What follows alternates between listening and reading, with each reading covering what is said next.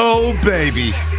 The NBA has officially started, and the Warriors sent a shockwave through the league. Beating the LA Lakers last night, 121-114. Steph dropped a triple-double for the first time since January of 2016. He shot 5 of 21, though. This was about the bench. Andre Iguodala, Damian Lee, and company outscored the Lakers 55-29. But the star of the show is a guy who was named Belly, a.k.a. Bia Nemanja Bjelica. A double-double, the first time a guy came off the bench in his debut for the Warriors to drop a double-double since the old Sam Williams back in 1981. Old Shasky, old Sam Williams. Shout out to Sam Williams. Bjelica started the show yesterday against the LA Lakers, and the Warriors get off to a roaring start, and this fan base is ready to go. Well, look, there's so much to unpack from this. I mean, my God. Start with Bjelica for a second. This is what happens when you have a very... Wait a minute. Can you believe we're starting the show talking about Bjelica?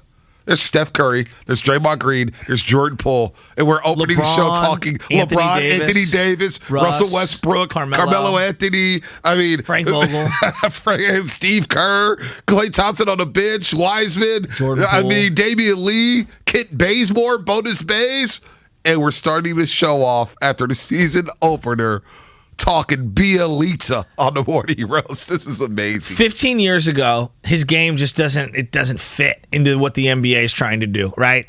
And you look at what he does right now. I said to you during the preseason, I was like, man, he can put the ball on the floor. He's a really good passer. He's decent enough at the three-point shot. Last night, I think he only hit 1 3. Only hit 1 3. Okay. 1 3. But the way he was putting the ball on the floor, the threat of the three allowed him to get dribble drive penetration. He's just really smart. He's got a poor man's Gallinari feel to his game. I think he's a lot tougher than even I thought. That foul, all the things he did yesterday, the thing that I loved more than anything was that excuse me, I call that the old man foul that he gave to LeBron James. LeBron James, that guy, got something for him in a second. Bjelica was fantastic yesterday. Now it's one game. We'll see what he ends up being. We'll see if the matchups, are in his favor as the year kind of continues to progress. But Monte, he's a contributor, period. And he's going to be a perfect fit for this team moving forward. No, he's not a superstar, but he's the kind of glue guy that every good team needs, especially a team that runs the read and react the way the Warriors do. in the read and react offense yesterday, 30 assists, Shasky. Last year when the Warriors dropped 30 assists, they were 24-3. The dimes, the ball was hopping, especially in that second half there. You saw guys make the extra pass. Damian Lee making the extra pass for Andrew Wiggins for a three. Wiggins driving the lane, or Bielitsa playing like Houdini, passing it to Damian Lee in the corner. The ball was hopping last night, especially once the Warriors got settled in. But this win, look, despite, for whatever reason, Steph Curry struggles at Staples. When it comes to three-point percentage, he shoots 31.8% at Staples Center from the three-point line. He still gives you 20, 7.5 assists, and 5 rebounds. As Chris Muller said last night on Warriors Live, those are numbers that get you into the Hall of Fame. Yeah. But he still struggles from the three-point line, and he did last night, only shooting 2 of 8 from the three-point line. But Jordan Poole picked it up with a nice spurt in the third quarter. This young man, we're going to get to him. The waves he has made, the leaps that he's made only in his third season out of Michigan, 22 years old. He looks like he's having fun. He forced it a little in the first half. Once he settled down, he finishes with 20 points and some big buckets there. But it is the bench, because last year, how many shows did we do, Shasky, where we talked about the first 6 minutes of the second quarter and the first 6 minutes of the fourth quarter? Can they keep the Warriors in the game? Can they maintain the lead? And more times than not, they did not maintain the lead. No. Steph Curry will come back in and be like, damn, you're down 5. You're down 3. Yeah. Is it too soon to put him back in? Is it too late to put him back into the game? Was it too late that Steve Kerr subbed him back in? This bench mob with Bielitsa, Iguodala, Damian Lee, and JTA was he was up and down yesterday. Had a better second half than first. I thought he played better in the second half. Better in the second half. But Otto Porter Jr. as well. This bench, you could already see the IQ. You see the ball movement. You see the spacing and the shooting. They're going to maintain a lot of leads or extend leads for this Warriors team. They didn't even play an A- or A+ game. I thought it was like a B+, B kind of a game for the Warriors. And that just goes to show you how much more balanced they are this year, B. Like, Jordan Poole, God, I can't wait to get into him.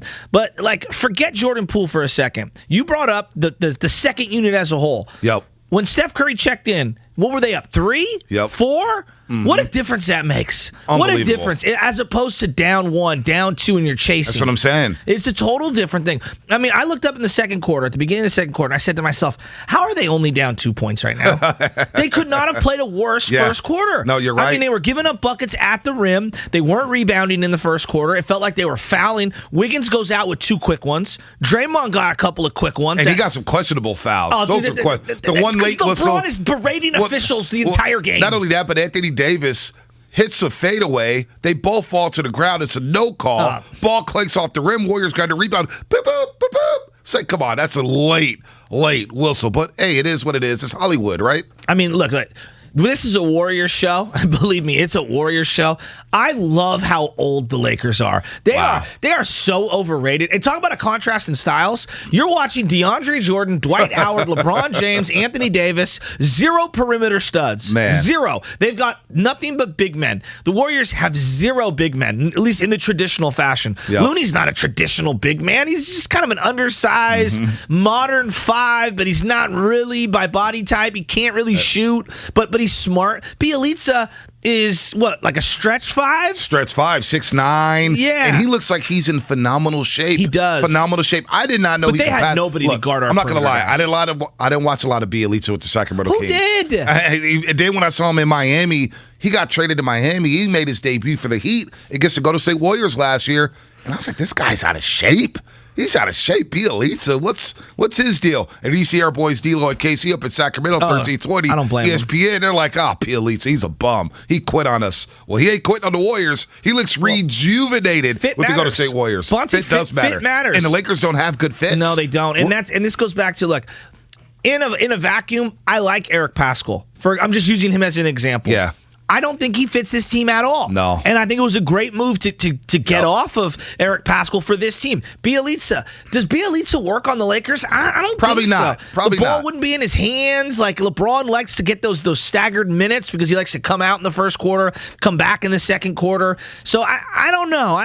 Fit matters in the NBA. I don't think we talk about that enough. We don't. Russell Westbrook is a great example. I just don't think he fits alongside Anthony Davis and LeBron James at all. He doesn't. So I look at someone like Andre Iguodala, Bonte. He didn't really work with Jimmy Butler in Miami. It was an odd fit. It's the culture that they have in Miami. You know, it's drill sergeant type of mentality where you're going to work hard, you're going to grind in practice. And Iguodala's like, dude, I'm 36, 37 years old. Yeah, exactly. What am I doing? I'm in the come on, retirement man. home. Like, what's going on? I need this environment with the Golden State Warriors. I need to be around Silicon Valley. I need to be on the golf course. Pat Riley's not allowing all that stuff. QOL, quality of life. Absolutely. And that's where Iggy's at. I didn't think Iggy had much left. I'm wrong. Now, it's one game. We'll see how the year plays out. And I'm sure he's going to have times where he's, take a sabbatical. Yeah, exactly. But B, he gave him just what the doctor ordered yesterday. Stable. The IQ, the calmness, the presence, the defense, hitting clutch buckets, the low. Once he hits the three and he gets low. You love that, huh? I love that. Because I jumped off the couch. I was like, let's go, Iggy. Like, I'm telling you, there's a vibe about this team right now. You're not lying. And I'm loving it. And here's the best part about it. Jordan Poole played terrible in the first half for his standards. Like, I think he's a better player than what he played with in the first half. Second half, he got his legs underneath him. He even had a turned ankle. They had no answer for him. Dude, he didn't even play like the last 6 minutes of change because of the ankle. And we'll get an injury update today on whether or not he'll play in a home opener against the Clippers. 4 points yesterday in the first half, 2 for 8, 0 for 4 for the three-point line. Foam off. He was hitting nothing. Nothing. But he got cooking in the third quarter. 3 threes in the third quarter, 9 points there, and the Warriors started to make their run against the LA Lakers. Look, a lot of people on YouTube. Good morning to everybody on YouTube. Good morning to everybody on Twitch. Good morning to everybody on the roadways out there in Langford and Curly. Good morning. A lot of people are asking me on YouTube, how the hell is Bonte awake? I thought he'd be a zombie this morning. When you beat the LA Lakers on opening night, I went to bed at 11:45, and I was like, man, I need to go to sleep. Whoa, you went to bed at 11:45? Yeah. That means you were doing like, what, 1:30 on the way home? I mean, I was doing about 70. Batmobile status? Batmobile listening to Matt Kolsky last night on Warriors Post, stealing some nuggy nugs from Matt Kolsky. Nice. It's like, okay, he sounded good. The callers were fired up on the post-game show last night right here on 95.7 The Game. So I am a big Kolsky and Company fan. I'm not mad at Kolsky and Company. Not mad at this show. I enjoy it. I feel like I'm part of the company. I feel like I'm part of the company, right? It's like Kolsky and Company. I want to be part of the company, man. Sure. But YouTube, they're on fire right now because they're saying, Bonte, you're awake? How can you not be awake after that game last night? Beating the Lakers on TNT. It was great. And everybody was saying, excuse me here. Everybody's saying, but the Lakers are title favorites and Western Conference contenders. And, how are the Warriors going to look without Klay Thompson and James Wiseman? No, I'm thinking to myself, even though it's one game, and I don't want to overreact, but you know what, Shasky? We're going to overreact after one game because that's what we do in sports radio. We overreact. That's what we do. This team, when they get James Wiseman and Klay Thompson back with the depth that they have and the IQ of this team is just light years better than it was last season. You can't deny that. I'm like, man, Bielitsa, Iguodala, Damian Lee, JTA. I like the one possession of GP2. Moses Moody making his debut yesterday for the Golden State Warriors. Going to the rim for his first bucket. Rim. I'm not mad at him. No. That was a very solid win where this is a game they don't win last season if Steph Curry goes 5 for 21. Do you hear anything? Do you hear that? What is that? It's the silence of all the Kerr haters out there. Notice they don't say a damn thing when they actually have a roster that can execute what the coach's philosophies are. Now I don't think. Wait. You hear that sound? That's the Bob Myers haters. They're not around right now because Bielitsa and Iguodala's back, and Otto Porter Jr. has won his fan base over. So I always look at like the NBA. It's fascinating. We're obsessed in sports, I think in general, but more so in the NBA. We're obsessed with the big name. I'm guilty.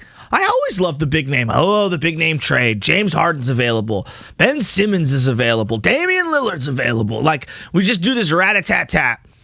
Does it fit? Does it work? And I look at the team that they've put together right now. Now, we're going to see what it looks like as they try to ease Wiseman in and put Klay back out there. Boy, it was good to see him on the bench yesterday. But this team just fits. You see Kuminga? You see Kuminga on the bench? I love Kuminga. You see the fiddle? You see the flannel that he had on in L.A.? By the way, if LeBron elbows Kuminga the way he did Jordan Bell, or Jordan Poole, excuse me, I can't wait to see Kuminga go at LeBron James. James. Okay, we're here. Right, LeBron James. Go ahead. Let's talk about that. No, this guy, he's one of the greatest athletes of all time. And I just don't understand why he feels the need every possession all game. Game 1, not game 77, not the playoffs. Game 1, he is berating and bullying officials from the jump. Literally from the jump. It is so exhausting to be a LeBron James, because I do love watching the man play basketball. Right. Like, that's the thing. I can't stand the theatrics. And he got hit in the head. It was a flagrant. Get up off the ground. You hit Jordan Poole just as hard as Bielitsa hit you. I mean, come on. Just shut up. It's the whole team, though. When was the last time he fouled out of a game? It's been a loss. So Kevin Harlan, who I really respect as a play-by-play guy, he was off his game yesterday. It's safe to say. Sometimes we come in on the morning roast, Shasky, we're off our game a little bit. Okay. It happens to everybody. Yeah. Kevin Harlan at one point goes, LeBron James, that's his 5th foul. At the end of the game. And it was like early fourth and I was quarter. Like, damn. And even Mullen said, he got 5? I was like, what? I'm looking at the box score, looking at ESPN.com. No, 2. 2. It's like, bro, Kevin Harlan. That's more like Get it together, dog. Yeah, you're a little drunk, Kevin. You're a little drunk. But Monte, but you know what, though? I told you this during the bubble. You were right. No. It's not even about being right. No, but you were. I watched that team down in Orlando in the bubble. And I said, you can hear them with no fans. The entire coaching staff, hey, they're all getting up on the pitch. Hey, and Frank Vogel, too. It's just like. Frank Vogel, nonstop by the screaming. Way, that seat's going to get hot for Frank Vogel if it's not already hot. You know what we're calling him, right? What's that? Frankie Hibachi. Why Frankie Hibachi? Because that grill is just sizzling right now. Dude, you see David Fizdale on the bench yesterday? He will be the next head coach of the LA Lakers at some point this season. And somebody's got to be a scapegoat for the Lakers. Russell Westbrook's going to be a scapegoat. I see you on YouTube, whoever said that. How about Russ's triple single yesterday? It's like, damn. But look, he needs the ball in his hands. I know. And like the jumper's never there. 0 for 4 from the 3-point line, 4 for 13 overall, plus minus. I don't get into plus minus. He just looks lost. He gets stuck with the minus 23. Yeah. It's just like, come on, he can't play with Rondo at the same time. I was just marveling, okay, at one point, trying to guard Steph Curry and Jordan Poole was some combination of Malik Monk. Oh, my gosh. Rajon Rondo. By the way, I thought Malik Monk was going to be a star. I thought he was going to be a star out of Kentucky. He's not. He's not. No, he's not even close. Newsflash. Yeah, he's not even close. Did he even score yesterday? I don't even know if he scored yesterday. But at one point, 6 points. They went Rajon Rondo, Russell Westbrook, Kent Bazemore, Mr. Hackathon. If he will lead the league in guard fouls again this year. Bonus Bays. There's no question about Bonus it. Bays, 2 for 8 from the 3-point line. And then at the end of the game, the guy we waived, Avery Bradley, who couldn't hit water if he fell out of a boat in the middle of Lake Merced, this guy drains 2 threes, and he's all up in Curry's grill, and Curry just drills that 3. I love that high pick at the top of the key where Curry just like walked into a 3-pointer and got this whole team going in the end of the fourth quarter. I love the style that the Warriors are playing right now. I love the way they're switching. I love the way they're driving by teams and kicking the ball around. The IQ and the passing, you either have it or you don't. Well, now, B, we are a month in. They've been together a month. Wait till you see what this looks like 3 months from now. I'm so excited. Oh, man, I can't wait. How can you not be? I'm so jacked up because, look, a lot of us thought that they would get up 53s yesterday. They only got up 39. But think about this, Shasky. The Lakers have 4 more made field goals than the Golden State Warriors. They have 1 more made 3 than the Golden State Warriors. But the Warriors won the most important categories, I thought. Points in the paint. How did the smaller Warriors get more points in the paint? 46-34 against the Lakers. How about this? The free throw line. The Lakers are, folks, in today's NBA, you need to shoot. You got to shoot. LeBron missing a flagrant free throw. 9 for 19 from the free throw line, the LA Lakers. The Warriors, 25 for 30. AD's a bad free throw shooter. 2 for 7 yesterday. I know. He's 2 for 7. But no one talks about that. The Lakers shot 9 for 19 from the free throw line. You're not a championship contender when you shoot like that. I totally agree with you. Warriors, 25 for 30. That's plus 16 from the free throw line. That's plus 12 with points in the paint. And, oh, by the way, the smaller Warriors, remember we had Jim Barnett on. Yeah. We all thought maybe they were going to get pounded on the boards. Well, the Warriors ended up out-rebounding the Lakers 50-45. Out-rebounded them on the offensive glass 9-5. You know why? Because the Warriors can dictate pace and tempo. And Monte, I think the one thing that was really highlighted yesterday, the Lakers are slow-footed, and they're not good at lateral movement. And so once you dribble by them and you start winging the ball around, you're going to get open threes, and then what are they going to do? They're going to come flying out to try to close out on the three, which opens up easy layups. How many backdoors did the Warriors have yesterday? All day. It was and they missed a lot of basketball. bunnies. And then on terms of offensive and defensive rebounding, I just thought they were very active. The Warriors, for the smaller team, like, give me 5 guys who are engaged in rebounding as opposed to just one elite rebounder. Rebounding is about effort and energy and want. It's not about size. It's about how much do you want it. So I'm really excited. I do want to get into Jordan Poole because I was thinking about a comp last night. You brought up something in the green room. I'm going to go in one direction. I want to hear yours in the other direction. What's going on with our screen here on Twitch and YouTube? What's going on here? I'm not sure. But that third quarter from Jordan Poole, that was a coming-of-age Meek Mill type of a moment. That was. Apparently a nickname was going around JP, Jordan Poole, just preseason. Oh. And I was like, ooh, it's a little early for that. It's a little early for that. Unfair. Wow, like just turnovers O'Sullivan? Yeah, it's a little early for that. Wow. A little early for that, just man. preseason. All right, what's coming up on the game? Brought to you by BMW Fairfield. Darrell Wright's going to join us. Was last night the preseason? No, I didn't. Well, at times it felt like the preseason. There was some sloppy basketball at some point. Warriors are 1-0, though, baby. They're 1-0. How different does a year make? And guess what? Chasing a Thursday. Full capacity for the first time in a couple seasons. How excited are you? Are you in the building? I can't. I got volleyball practice. And I'm not going to be able to make it down in time. Believe me, I would love to be there. What? Hooky? Hey, Langford, coach the volleyball team. I did that last Thursday for Game 5. I can't do that again. I can't do it back to back. I got a doubleheader this weekend. All right. Friday, Saturday. Ooh. This is playoffs, make it or break it. Is your team the number 1 seed? We're 2-1 right now. We're looking good. All right. Playoffs already? 5-5. Well, the season's going to be condensed this year. This weekend will make or break us, you know what I mean? All right. Yeah. All right, here's what's coming up. Brought to you by BMW Fairfield.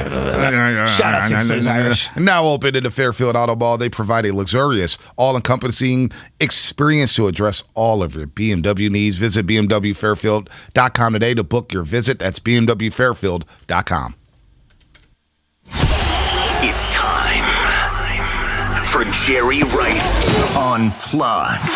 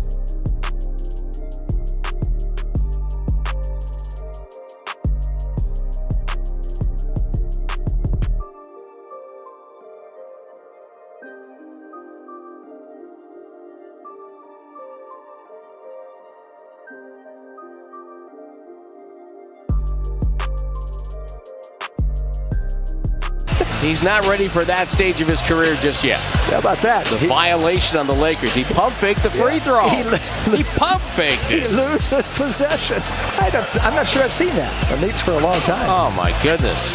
Now, back to the Morning Roast, presented by Timeless Coffee with Fonte and Shasky. All right, B. I know Jim Barnett maybe hasn't seen that because he watches a lot of professional basketball. Let me just tell you. Your boy at the CYO level, I've seen that pump fake free throw miss where you? Everyone on the line jumps. Oh, my God. Are you kidding me? I've never seen that before. Oh, I've seen that at least I've never seen that before. 4 or 5 times a year. I've never seen that before. I've never seen it before. I mean, and then Melo, everybody had the joke, right? I actually thought Melo was the third best player for the Lakers. I mean, he slowed down the second half. He had a hot first half, but he slowed down in the second. He was kind of irrelevant there when especially when the shot's not going down. Not much you could do with Carmelo Anthony. But, Mullen came out with the joke, and I think everybody was going to come out with the joke. Man, what was it? Damn, Melo didn't like that shot for the first time ever. Like, he likes every shot, right? Mm-hmm. Melo all of a sudden doesn't shoot, he pump fake. That was comedy. That was comedy. It really was. And for an opening night, Warriors-Lakers, God, did that feel good? Like, Warrior fans, like, dude, right now, you got to be feeling good. Let's get into Jordan Poole. Yep. All right, Jordan Poole. It's interesting. I'm watching this kid. And in the first half, I'm going, oh, boy, he's struggling. Let's see, it's early. And I didn't hop on the internet to see all of the overreaction because I knew it was going to be... Time out. Isn't it fun to just watch a basketball game without tweeting? No, there's no doubt. There's no doubt about it. Just watching the flow. At the end, I had to tweet at LeBron because I can't stand that guy. Mm-hmm. But regardless... I'm watching Jordan Poole in the first half, and I'm saying to myself, he's better than this. He's missing wide open shots. He's really amped up. Let's see what he does in the second half. And then in the second half, he settled down. He got himself going. And you saw a kid coming of age. Like, you really did. You could say, oh, he's got to do it for the whole season. You're not wrong. Of course he has to do it for the whole year. But I got this vibe, and I want to hear your opinion on this vibe. When the Warriors really started to cook with oil and they had something special going, 2006, 2007, everybody's favorite year, we believe. And I think lost in the minutia was at the end of the year prior, okay, when Mike Montgomery got canned and they bring in Don Nelson. At the end of the year, Monte Ellis flashed at the end of the year. He had a couple of big games down the stretch. And then in 06-07, the regular season, Jason Richardson, I think he broke his wrist. I believe it was like a broken wrist, hurt the wrist. It's some spot. And I think it was in like January. Well, Monte Ellis goes on to have his best year to date because he was such a young player coming out of high school. He averages 16, 4, 3, and 2. 16 points, 4 rebounds, 3 assists, 2 steals. Great shot in the arm for the Warriors. And then Jason Richardson comes back from getting hurt, and they go on that historic run to end the season. They get into the playoffs. They obviously take out the Dallas Mavericks. Right. But the coming of age of Monte Ellis was solidified at the beginning of that year when Jason Richardson was forced to the bench because of the injury. And I'm getting the same kind of Jordan Poole vibes in the sense that the Klay injury was so unfortunate, but it provided this opportunity for Jordan Poole to really grow and play through some mistakes early on. And now he's going to get some runway here where if Klay can come back to some semblance of Klay Thompson, think of how great your 3-guard lineup is at times with Poole and Curry and Klay. There's no team in the league that can match that shooting. I like the comp. They're totally different style of They're play. totally different style of player. It's not even about the style of player. You know, you think about the last 3 months of the season for Jordan Poole when he got recalled from the G League. Yeah. He averaged 15.5 points per game. 15.5 points per game. And you saw a difference in him. Decisiveness, confidence. Mm-hmm. He got a little stronger. And now he took that into the all season. And now the confidence is sky high. I think Draymond had a quote yesterday after the game where he's saying, look, he's going to take some bad shots, but I'd rather have a guy where I have to tell him to dial it back instead of dialing it up. Yes. Okay, just, hey, young fella, just dial it back just a little bit here. And that's what Jordan Poole did in the second half with 16 points per game. Now, I believe our boy Carlos Martinez, Telemundo, Sunday Night Football, I think he came out with the comp last year saying, Poole kind of reminds me of Ginobili.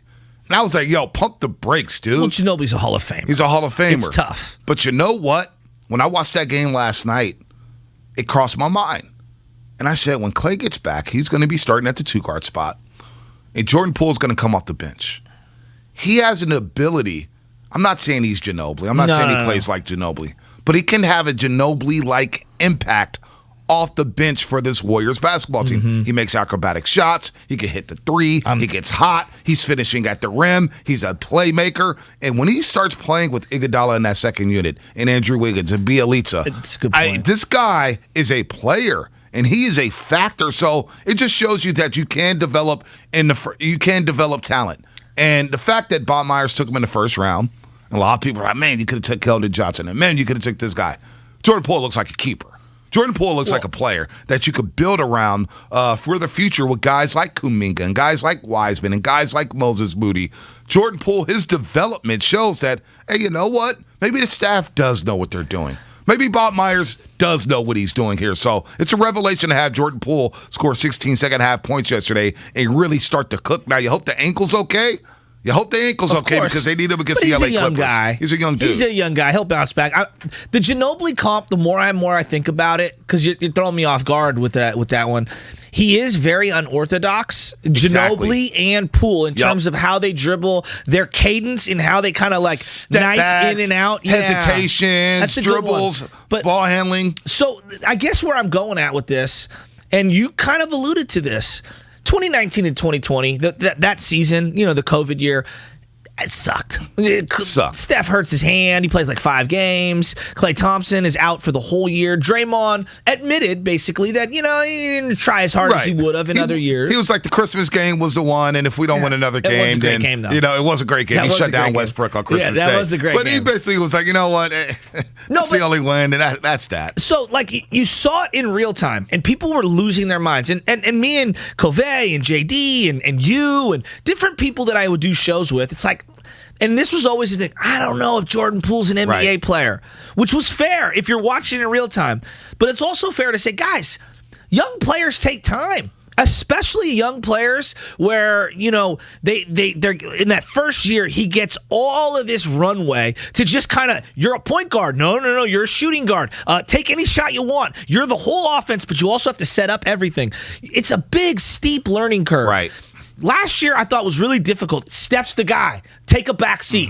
Oubre's the guy. He's going to come in and he's going to help solidify all this missing void that Klay Thompson has. And then this year, you're seeing all of the struggles, all of the pains, the growing learns, everything they went through for 2 years with Jordan Poole. Now it's starting to bear fruit. Now it's starting to bear fruit. And so for Wiseman, for Kuminga, for Moody, There's hope. I'm not saying they're all going to be Jordan Poole. No. In fact, they all have a long, long way to go. But you got to be patient, Warrior fans. And you got to be patient, and I think the patience is going to pay off because even in that COVID year when the Warriors won 15 games, Jordan Poole got sent down to the G League. Yeah. He came back, and people forget this. He had like an 8-game stretch where he was starting to come around. And I said, okay, he started to play point guard a little bit more and not playing off the ball. He started to come around. Okay, then the next year, there's a lot of expectations. Steph's back, Draymond's back, Warriors are jacked up. You get Wiseman, and he gets off to a very slow start. Doesn't have a role. Goes back down to the G League, cooks down in the G League, and he came back up and took that. So 2 G League stints for Jordan Poole where he came back better than ever. And now this year he's like, you know what? I'm not going back to the G League. I'm going to have a great offseason, and I'm going to implement everything that I've learned this offseason, getting stronger, continue to shoot, be around Steph and Klay, and now I'm going to elevate my game to another level. So I think the young man, wow. Well, did I think he'd be this good this soon? Did. Absolutely not. No, nobody did. And B, I think the one thing that was even accentuated yesterday, watching the Nets play and watching the Lakers play, neither of those two teams have developed any young players, and they're feeling that pain. You need those cheap salaries where guys are young and ascending. The Lakers have, I think, THT and one other guy who didn't play last night are the only 2 guys that they've drafted that are on that roster. And then I look at the Nets, and I'm like, it's just a bunch of buyouts around max contracts. That's it. The Warriors have a nice little core here where they've got the buyout guys in terms of like the minimum dudes, but then you got a couple of young studs. But think about how lucky and fortunate the Warriors were. You lose Kevin Durant, you lose Klay Thompson. It was luck. So you get the high pick with James Wiseman, right? Last year goes awry, but you get Minnesota's pick. You get 7 and 14. All of a sudden you hit the jackpot with Jonathan Kuminga, where at one point he was a top 3 pick. So you get Jonathan Kuminga at 7, and you get Moses Moody, who a lot of people said, man, you could have got him at 7. I think he's going to play this year, too. He's going to play, and he looks smooth. He does. He looks smooth. I'm very I like impressed with him. I like me some Moses Moody. So the Warriors were fortunate, but we saw with the Warriors, when you're top heavy, it's tough to develop talent. It is. Because they tried to. They tried to with Jordan Bell. Yeah. They tried to with Patrick McCaw. They tried to with Quinn Cook. They tried to with Alfonso McKinney. Who was that other guard that they drafted? Who? Jacob Evans. Oh, my God. Jacob Evans. He was so bad. It was bad. Monte, he was so bad. Sometimes you miss. Hey, sometimes you miss. They didn't miss on Jordan Poole. He looks like a baller, as this segment was presented by Golden State Lumber as an essential service. Their lumber yards remain open from 6 a.m. to 3 p.m. Monday through Friday. Call 855-GSL-YARD or visit GoldenStateLumber.com. King of the Hill. People are asking for King of the Hill. Wait next week. We'll get next give it week. a whole week. Yeah. We got a week here. Yeah. Let them play the Clippers and the Kings on Sunday. We'll go back to football at some point and do the King of the Hill. Also, hey, Warrior fans, where you at? 888-957-9570. I want to hear from Warrior fans after that season opening win. How you feeling? Are we overreacting after one game? Or are we okay to be this happy, this jubilant? Are we able to be this joyful after beating the LA Lakers at Staples Center in front of Jack Nicholson, Floyd Mayweather, Kid Cudi, and all those stars in Hollywood? The Warriors win! Warriors win! Warriors beat the Lakers! Ha ha ha! The Bays team is back. He's Steph Curry. The laws of man don't apply. The splash is back. Curry fades.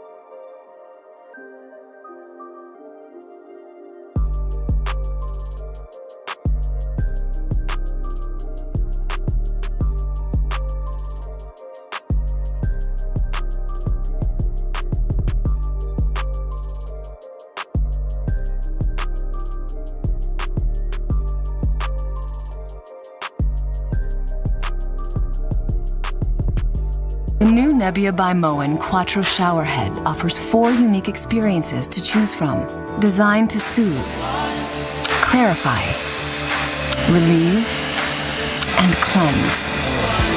An indulgent shower experience engineered to use up to 50% less water. Water designs our life. Who designs for water? Visit Moen.com to learn more. Can I get a weight reading on the cat in exam 3? Zuri needs a new vet tech after their current one literally moved to a farm. Snap-to-tail checkup is waiting. But finding an ideal replacement takes some training. This is like herding cats. Indeed can help them hire great people fast. I need Indeed. Indeed you do. Schedule virtual interviews and talk to candidates right from your employer dashboard. Visit Indeed.com/credit and get $75 towards your first sponsored job. Terms and conditions apply. Nobody protects you from mayhem like Allstate. I'm a broken traffic light. Stop and go is the name of my game. It's easy. You go, they go. What was it? They go, you go? And if you have the wrong car insurance, these repair costs could stop you in your tracks. So get Allstate's new low auto rate and be better protected from mayhem, like me. Not available in every state based on coverage and limits selected. Subject to terms, conditions, and availability. In most states, prices vary based on how you buy. Allstate Bar and Casualty Insurance Company and affiliates, Northbrook, Illinois. It takes 2 vaccines to help protect you this season. The flu and COVID-19. And now you can get both shots at the same visit. Learn more at cdc.gov/vaccines. Breaking news on 95.7 The Game is powered by Odyssey and presented by BetQL. Become a better sports bettor. Get smarter to beat the books. Download the BetQL app or visit BetQL.com today. Now, back to the Morning Roast, presented by Timeless Coffee with Bonte and Shasky. This is a slapper. All right, lines are lit up. 888-957-9570. How you feeling after the season opening win over the LA Lakers? You feeling good? You feeling like this team is going to be a factor in the Western Conference? They beat the Lakers 121-114. Steph Curry drops a triple-double for the first time since January of 2016. And look, he only shot 5 of 21. He was 2 of 8 from the three-point line, scored 21, and yet the strength in numbers, they're calling it strength in numbers 2.0, Shasky. Strength in numbers 2.0. You cool with that? For now. You know, I mean, I'd like a little more creativity. I don't like to go back to the well, you know, when we've already tried something. So somebody will come up with something better. I don't know. And I'm not trying to knock, you know, strength in numbers 2.0. I'm just saying we'll workshop this. I mean, Bia came out of just organic feel, and now just Bia. And I heard Nelly, Mully last night was like, it's Belly. And I'm like, did you hear me drop the Bia? Did you hear me slip it in? But I didn't hear my name. So, you know, I mean, come on, man. We got to get Little John courtside, right? We got to get Little John out here with Bia.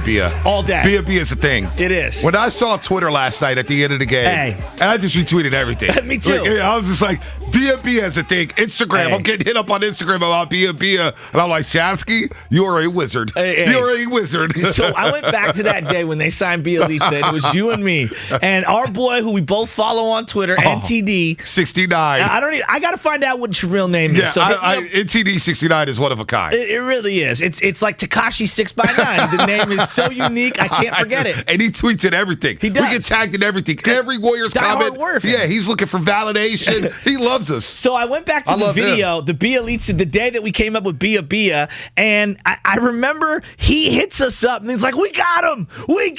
And I'm like, who'd we get? Because it's the first day of free agency, and he spelled out Bielitsa like phonetically. Yeah, he goes, who's this Bielitsa guy? The way he spelled it. We were laughing. It was the highlight of the day. It really was. Because it was like, even our boss, Matt Hegan, you guys spent 20 minutes on Bielitsa?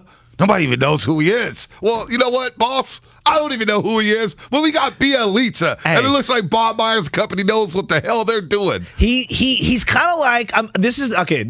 Stay with me here, folks. I'm going to stay with you. We'll get to the calls in just a second. He's a Jonas Jerebko, Draymond, Danilo Gallinari. Oh gosh, poor man's hybrid. Oh my god, he's got a little bit of all those guys. That's a lot of poor man right there. It's a lot of poor man, but he's you know a broke what? guy. I'm a poor dude, so I know all about it. Oh, man. I've lived below the poverty line my whole life. It takes one to know one. Oh, trust me. I know. I'm a top Robin baby. We're broke.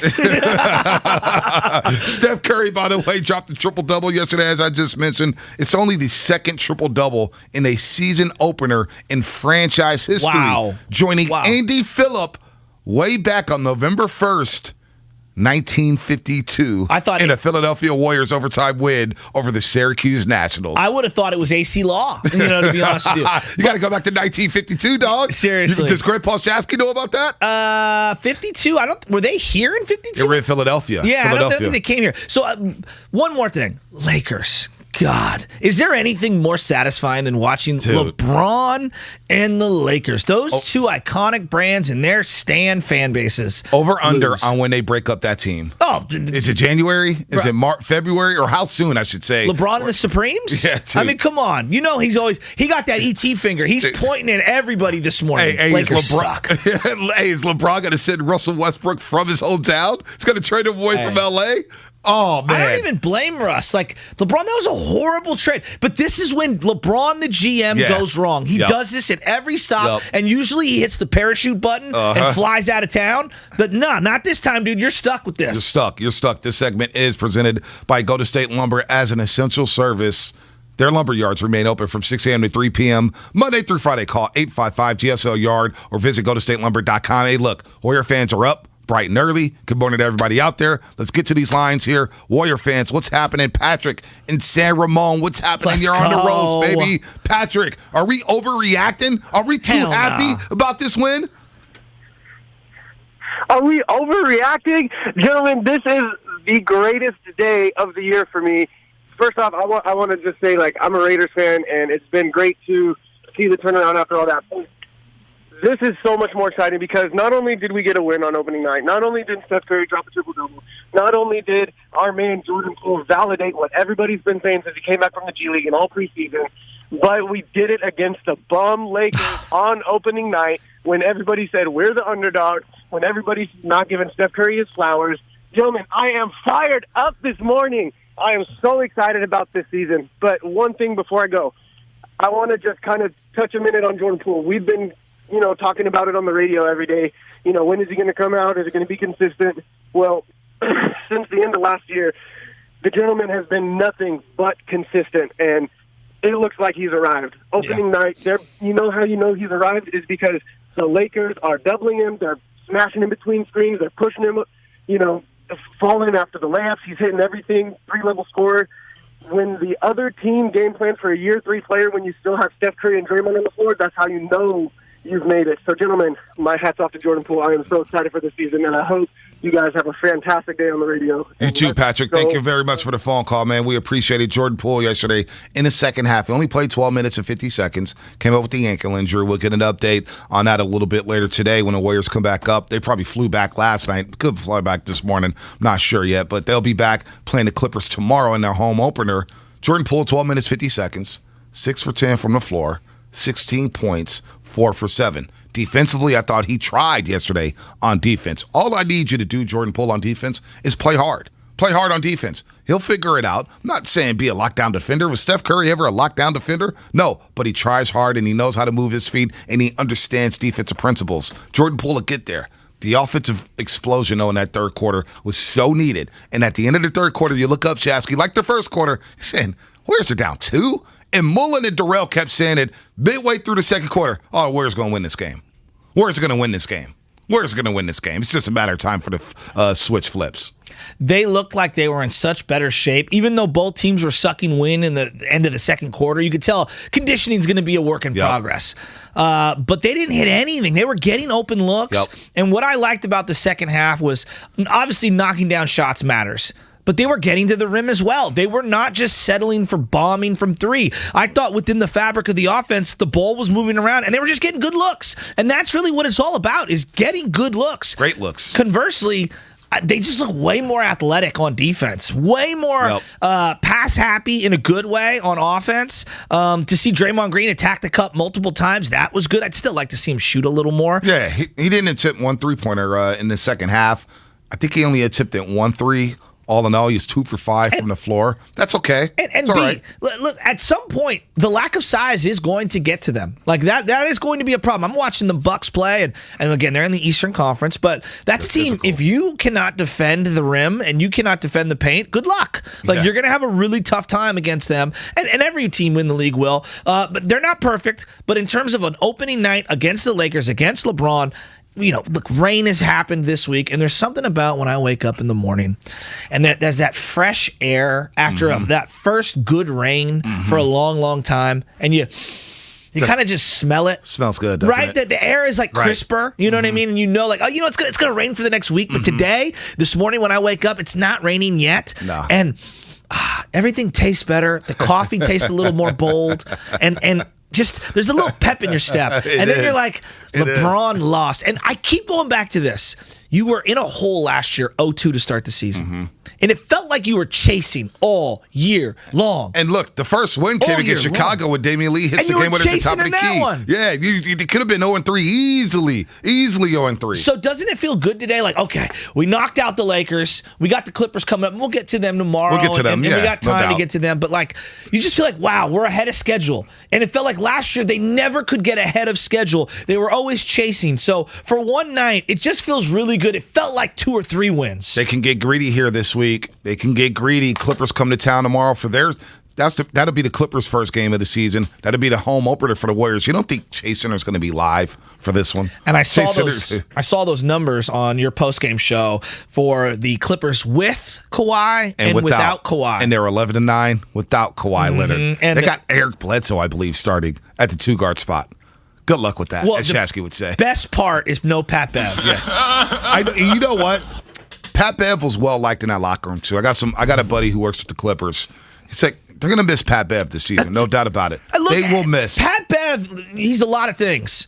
The guy competes. He competes. All right, and he's a guy I don't want to play. Right, but he did go out like a sucker in the Western Conference Finals. Yeah, he did. He pushed Chris Paul. He got frustrated.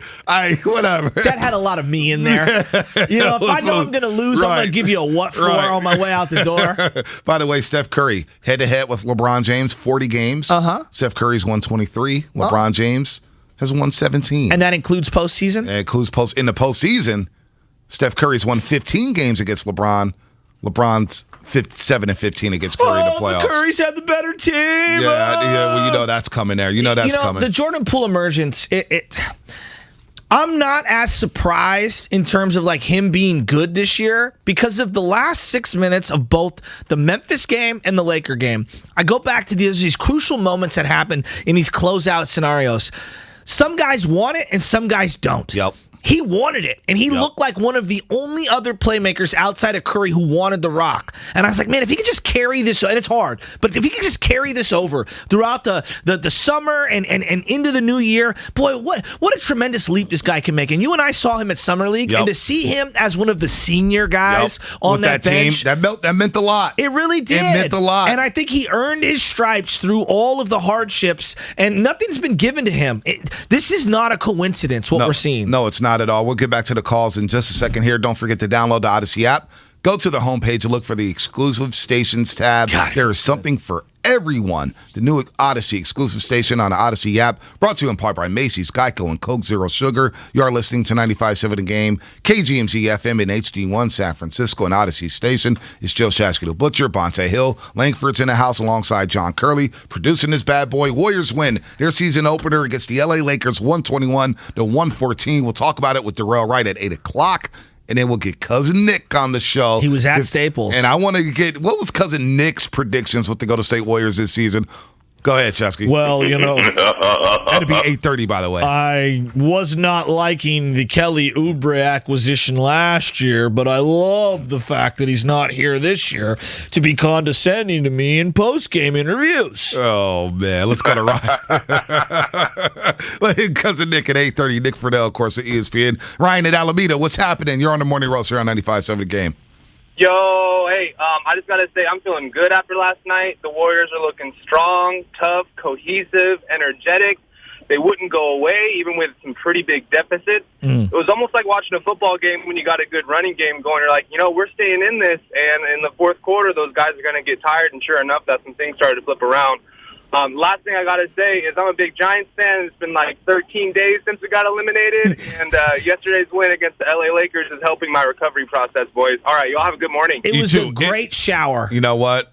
It was a great shower, but I'm not going to lie to you. I saw Bellinger. Don't. Why you got to do this to me? You knew the Braves were going to throw up all over themselves. They're 5 outs away. I know. From a 3-0 lead. And 5 outs away. Everybody who was criticizing Buster Posey about the 5 straight sliders, that is why you don't pitch a fastball to Cody Bellinger. Cody Bellinger. That ball wasn't even near the strike zone. That was Vladimir Guerrero-esque. Hey, he batted $165 in a regular season, right? Yeah. Nobody cares anymore. No. This guy has had 3 huge moments and has won 3 huge games for the Dodgers in the playoffs. The Dodgers are 2-1. They're down 2-1, and it does feel like the Braves have shot their shot. Yeah. That's devastating. Yeah. Let me just real quick. All right, real quick. Since we're here, we're going to get right back to the Warriors. Yeah.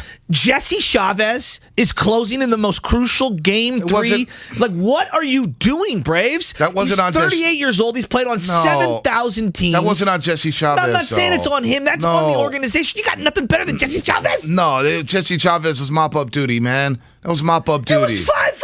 Yeah, but Jackson spit up all over himself. No, he did. That's your setup guy. Let me give Luke you this. Jackson, and I'm not talking about the Luke Jackson from Oregon who played hoops. I'm talking about Luke Jackson, the Braves setup man, goes in there and gets up 4 runs and 4 hits. All right, Jesse Chavez, and again, Pittsburgh Pirates, Atlanta Braves, Kansas City Royals, Toronto Blue Jays, Oakland A's, Toronto Blue Jays second time, Los Angeles Dodgers, Los Angeles Angels. He did the whole LA swing. Texas Rangers, Chicago Cubs, Texas Rangers second stint, Los Angeles Angels second stint, and now he's with the Braves for the second time.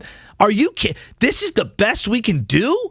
I can't believe it. It just drives me nuts. What's going on? You're waving your... Yeah, Curly's talking in my ear, but I hear nothing. You're waving your hands up in there, kind of like one of those blow-up balls. I'm like, what's up, coach? Yeah. What's the call? Give me the play. Give me the play. Do I need to call the timeout? Give me the play.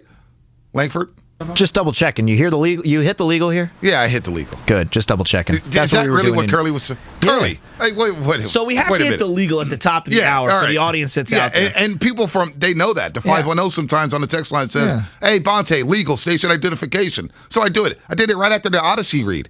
Curly, where's your head at? Well, this is what happens. Does Curly need Timeless Coffee? Well, Timeless Coffee, the official sponsor of the Morning Roast. He does. Curly, get some coffee in your life. Let's go. Wake up. I got 4 hours of sleep, baby. I'm on it. So this is what happens is when we're doing the show live, you could turn the off button on the microphone and you could talk to the people behind the glass. And sometimes they can talk back into your headset and the audience will never hear it. So from time to time, if you have a great producer, they'll get in there and they'll be like, Joe, we break in 7 minutes or in 11 minutes or in 22 minutes. If you're John Curley and you're, mediocre, even though I love him dearly, he'll get in there and be like, Joe, this is the question you have to ask Dave Fleming. You have to ask him about in a platoon situation in the month of October at home against a 3-2 count and a left-hander who's been struggling. Do you pitch around him? It's like, I'm Irish. I didn't even hear the last 4 minutes of the Dave Fleming interview because you asked a question in my ear. I'm like, let it roll, come on. And he's like getting into the mic and I hear nothing but static. And I'm like, geez, Curly. And he asked those questions right when Dave Fleming is about to finish his answer. He's like, dude, dead air's on the way, dog. Get the question out, spit it out, or just write it in the box. All right, let's go back to the calls. Warriors beat the Lakers. John Curry's not Mr. Mediocre. You know why he's slipping? He's thinking about having a house to himself. His girlfriend's down in Santa Barbara. Hanging out, and he's got the house to himself. She's down in College Town? You better watch out. He's down in College Town. I mean... I will not be there this weekend, fellas. Yeah, he should have gone down to College Town. You need to watch you worried, her. John? I mean... My wife's leaving the nest this weekend as well. Boy. Yeah, she's going down for a bachelorette party. Hey, Anna, you want to get away? You want to get away? Yeah, your boy's going to be on the couch, boxers, heater on. Batting. Oh, I already bought a bag of candy. This is not good radio. We're not going to continue I on can't with this. wait. All right. Sports right into my eyeballs P all Redwood City. What's Maybe happening? Table, I don't know. Yeah, Little might have to Joe's. go Express. You got a street pizza right across the street. I'm Little Joe's, Original Joe's kind of a guy. All right. What's up, What P? up? What up? All I gotta say is the bench is looking good. LeBron and AD did all they could, and I didn't think they did their best job. But tell you what, Steph Curry didn't do much, and the bench came up for him, and we're looking good. And the bench together right now, that's all I'm happy about. Because once it's football season, we're not together anymore. Hey, where you at, P? You at work right now? What are you doing, man? P, what you doing? I'm at work. What do you do? What do you do for work, P? I work for an excavations company. Okay, I don't know what that is. Heavy machinery. Okay, yeah, I figured I heard some of that. Yeah, like in the Transformers, there's an excavator. It's the big thing that scoops stuff out. Yeah. I heard some. I just want to know. I don't know. 408 says, let's not overact to one game. Remember the Kevin Durant Warriors lost the first game to the Spurs by 30 points. Yeah, but that was a team that had Kevin Durant. Yeah, I know. Big difference there. And we were laughing. We were like, okay, whatever. Yeah, but you got to stack wins, and I'll take one. And again, they chased all last year. B, you brought it up. There were 2 3/4 games through the year, and you're like, oh wow, they're going to start 0-3. They were down 10 to the Bulls in the fourth quarter in that game. And marketing got hurt. Remember and they rallied. Dude, remember that? I do Thank remember God that. marketing got hurt. Oh, man, I do remember that. He was killing us. Dude, he was killing them. Nick and Berkeley, what's happening? You're in a morning roast. Hey, what's up, fellas? Hey, man, Jordan Poole, he played swimmingly last night, man. And the Warriors, man, the passing was crispy. It wasn't sloppy like the beginning of last season, you know what I'm saying? And it really took a little payback for the Giants, man. But, you know, like that fool Bellinger, man, he's out there swatting wiffle balls, man, over the fence. It's crazy. But anytime we can beat L.A., man, and stick it to LeBron, you know it's a good day, man. And I'm looking forward to this season, man. Hopefully my Niners will pick it up. But, yeah, man, that was nice, man. It was a great little win. It was. And, just the way and one thing I just want to say, man, is, you know, all Warrior fans, I know we just living in this Curry thing, but, man, the man is so great, man. Like, you know, 20, 30 years from now when we're old, walking with canes or whatever, we still going to be talking about the man, you know what I'm saying? You're not lying. So, you know, it's, every minute I get to watch him, man, is a blessing. No, you're not lying. We're watching an all-time great. A horrible shooting night, and you look up and you're like, he's got a triple-double. I mean, he's got a triple-double. And he's still making plays happen. And he had a couple of big offensive rebounds where he kicked it out to a 3. Remember, he came back in the game at the 6:39 mark of the fourth quarter. Warriors were up 196, and he comes back into the game, and he immediately, Lakers score a layup, they're up 2, everything's going crazy, right? It's like, the Lakers are going to make a run here, crowd's getting into it at Staples. Yeah, all the people that left the Dodger game, they came over to Staples Center. Game. No, the people who left the Dodger game early, because there was no way it was packed at the end of that game. They quit on that team. Aaron Rivera out there, I saw his tweet, I quit on this team. This team stinks. I was like, damn, you quitting on the team in the 5th inning? Dodger fan for you right there. But Steph Curry hit that 3 to put the Warriors up 5. Next thing you know, That was a great pick by Draymond Green. Great pick by Draymond. Steph hits it, sees the ball go in the basket, and next thing you know, Bielitsa hits a big shot there, and they get off and running. So Bia will be on repeat all night long or all morning long here on the Morning Roast. He made some incredible passes, and I love the way he, like, a couple times he got hung up in the air and just made a bucket around the rim. It's still dark outside. I think it's nighttime. It feels like we're doing a night show. I think we've got the daylight savings coming up. Is that this weekend or the following weekend? Yeah. No, it's getting late. It's getting up there. Yeah, it's getting up there, man. You know, that's okay. It's all right. You know? Warriors win. The sun don't come up when the Lakers lose. Warriors win, I'm okay baby. with that. I'm okay, too. Anthony Davis, LeBron James, they're all pointing fingers, yelling at the referees. That is not going to work. Anthony Davis better be careful because, you know, every time he outstretches his arm, he gets hurt. Dude, he hit the floor like 5 times in the first quarter. He's always on the floor. He's the janitor. Dude, he hits the floor hard. Always. He hits the floor hard. All right, John Curley, we're breaking By now. the way, they get every whistle. Oh, it's so annoying. It's the first half, are you? Wiggins and Dre. Are you breaking now? Oh, yeah, we're breaking right now. That's what's coming up on the game, brought to you by MB Jesse Painting. The boys back at the staff. They're getting mad at us. Happy. They're not happy with this. We're just killing the clock right now. Calls coming up. Jay Antonio, Yvonne, JP. So good, we will get to you on the other side. Darrell, right? Cousin Nick in the 8 o'clock hour. Is your business high-rise or HOA in need of quality painting? Now that teams are returning to offices, MB Jesse Painting offers the most trusted painting services in the Bay Area, completing projects on time. Get a free quote today from the Bay Area painting experts at mbjesse.com. Warriors win. Warriors win. The Bay's team is back. He's Steph Curry.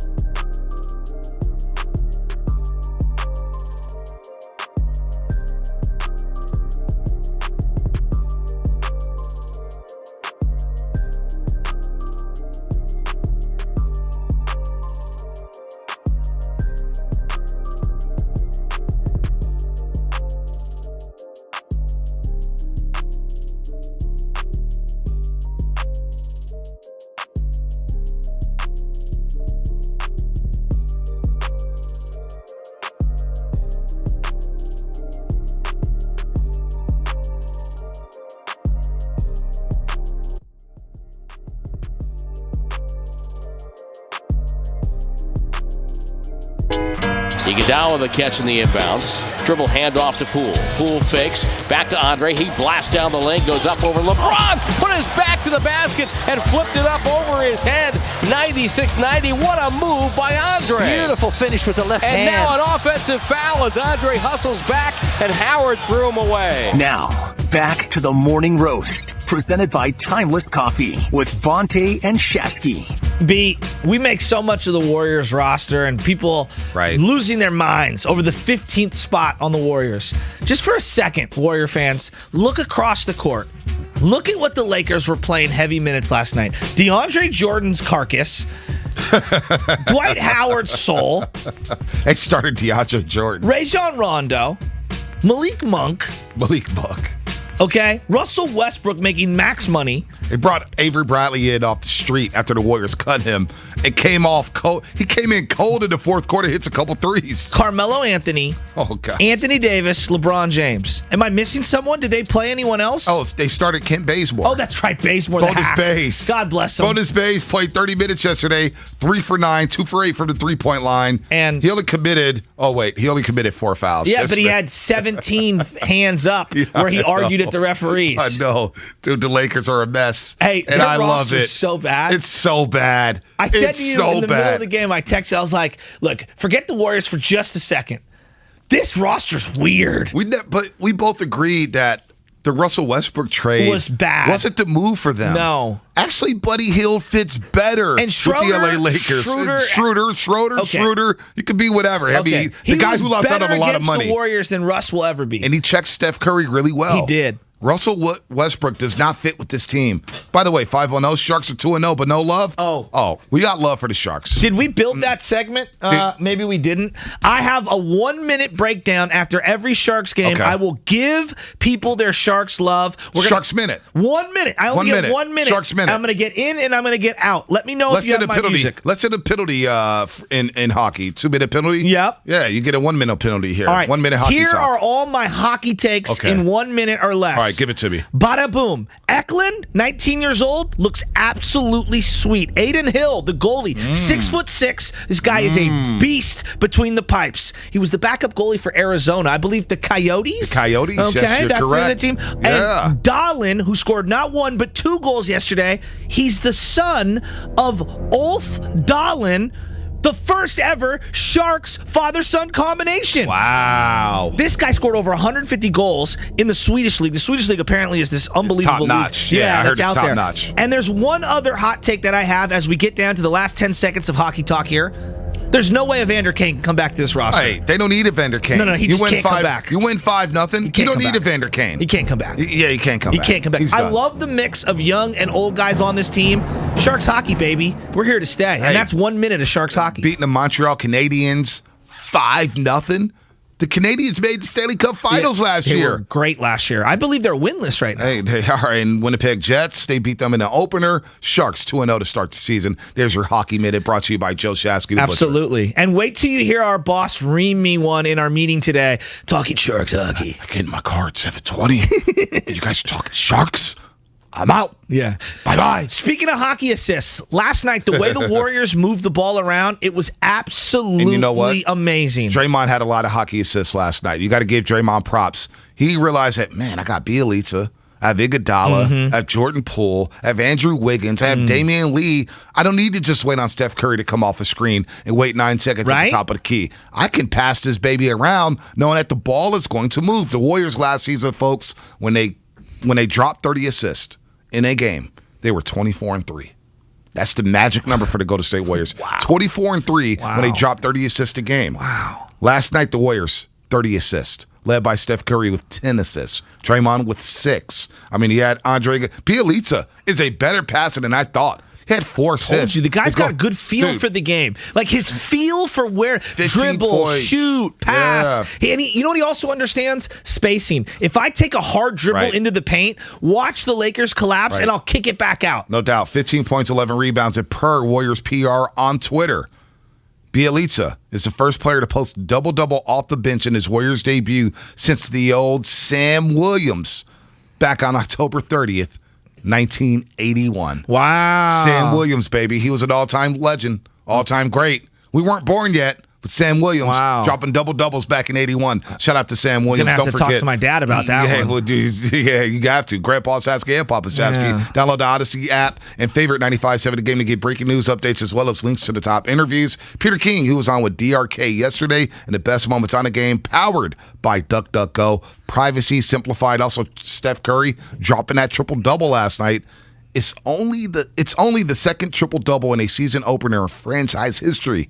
Guess who he joined? Who? The great Andy Phillip. Oh. Back on November 1st of 1952. Andy was super crafty. Yeah, real great handles. crafty. He was ahead of his time. He really was. ahead of his time. He did hustler. He did that for the Philadelphia Warriors in overtime in a win over the Syracuse Nationals. The best thing Steph Curry did last night, there were two of them. Number one, he admits in the postgame show, I was flipping back and forth. I had the iPad and the big TV going on as I was making the bed late last night because the laundry took forever. Dude, laundry took me like 3 hours the other day. Bro, I had like 6 loads. It's nonstop. I can't stand it. And the clothes are still not folded. It just drives me nuts. Anyway, the thing that I hear from Steph Curry, and this is the mark of a great player, triple-double, and he goes, I was terrible tonight. And it was great that we won because everybody else played so good and they, offset all of my deficiencies. To hear your leader talk like that and hold himself to such high regard, it's just incredible. Let's, before we get out to the lines, Jay, Antonio, Yvonne, Jake, JP, wow. hang out tight. Heavy the lines hitters. are lit. Yeah, the heavy hitters are here. Steph Curry on yesterday's performance by everybody Give it to me. in that locker room. Good confidence building on came in, got the job done. Everybody contributed. Started to develop a understanding of how offensively we're going to create shots and move the ball, weather the storm. Second or third quarter, went on a little run early. We kept our composure. Didn't turn the ball over in the second half, which was a huge benefit to just maintaining the pace and giving ourselves some looks. But the fact that everybody who's on the floor, contributed in a meaningful way kind of speaks to our depth and how we want to play going forward. So excited about that. Good to be 1-0. And here's what Draymond Green had to say about winning a game like that, even on the Warriors. Basically played a C-plus game offensively. It's a huge lift. We relied on him so much, and we're still going to rely on him a lot. But, when he can have a night like he had tonight, not get it going, and we still come out with a win, that's great. He did everything else. He still continued to draw the double, make the right play, rebounded the ball. He did everything he needed to do to help us win, except what we're accustomed to him doing, which is making shots. And that's Draymond Green on Steph Curry. Imagine last year, Steph Curry going 5 for 21. Oh, they lose that game by 15? 25? 11? At least? 11. You're being kind. Well, and I think one of the things that I kept hearing about in the offseason, and it's a fair thing to say out loud, like, what's Steph going to want to do? Play with all these young guys? Right. Is he going to want to play with all these young guys? And you and I kind of broke it down before the season started, and we were like, look, the young guys are going to get sprinkled in, but they're not going to be a main part of the dish. Like, there's levels to this, and these young guys are going to get eased in. You see Moody yesterday, he got eased in. And then, Steph Curry, who doesn't want to play with young people, did you see what he posted on his Instagram? Yes, I did. Him handing the game ball to Moses Moody for his first ever bucket. Wow. The only thing Steph Curry posts yesterday on IG is him giving the ball to Moody and saying, good job, Rook. Yeah, he doesn't want to play with the Rooks. The synergy and the chemistry around this team right now, there really is. There's a vibe here. There's a good vibe it's going like on. You and me in the morning. Yeah, man, there's a good vibe going on right now. Hey, if you know why the vibe is even stronger, because we got my man's Bia. Bia, Lisa 15. I can't believe Bia. When he started balling, everybody on Twitter, you know how good I felt last night? Oh, man. Bia. Oh, man. Belly, Bia. You let me know. Do we have the rap? Did Langford rap to this? It was me. He did his own. He did the whisper. Twins. Yeah, he did Yin Yang Twins. Yin Yang Twins. Yeah. Although people want the full compilation of my greatest hits, so at some point we're gonna have to mash together all of my E40 raps, my Bielitsa raps. I'll have Steven featured on a couple. We'll get the Gaga Goo Goo Guru beat, where he's rapping on that. We'll treat him like Mac Dre. I'll weave him in postmortem into all of my songs. We get Matt Ashlock on the graphics for the album cover too. Oh, I'm the down greatest with that. hits. I'm down with that. Oh gosh, let's go to the lines, man. Jay in the Bay. Jay, what's happening? You're on the roast here on 95.7 The Game. Jay, what's happening? Going once? Going twice? I know Antonio in Oakland's That was ready. like Russell Westbrook last night. Antonio in Oakland's ready. Non-existent. He ain't dropping no triple single on here. Antonio, what's up? Oh, yeah, triple single for that LeBrick and then that Russell Westbrook. I love beating those guys, man. It feels so damn good. And then Steph didn't even play that good, and we still won. We beat those old geezers. In the words of Ric Flair, woo!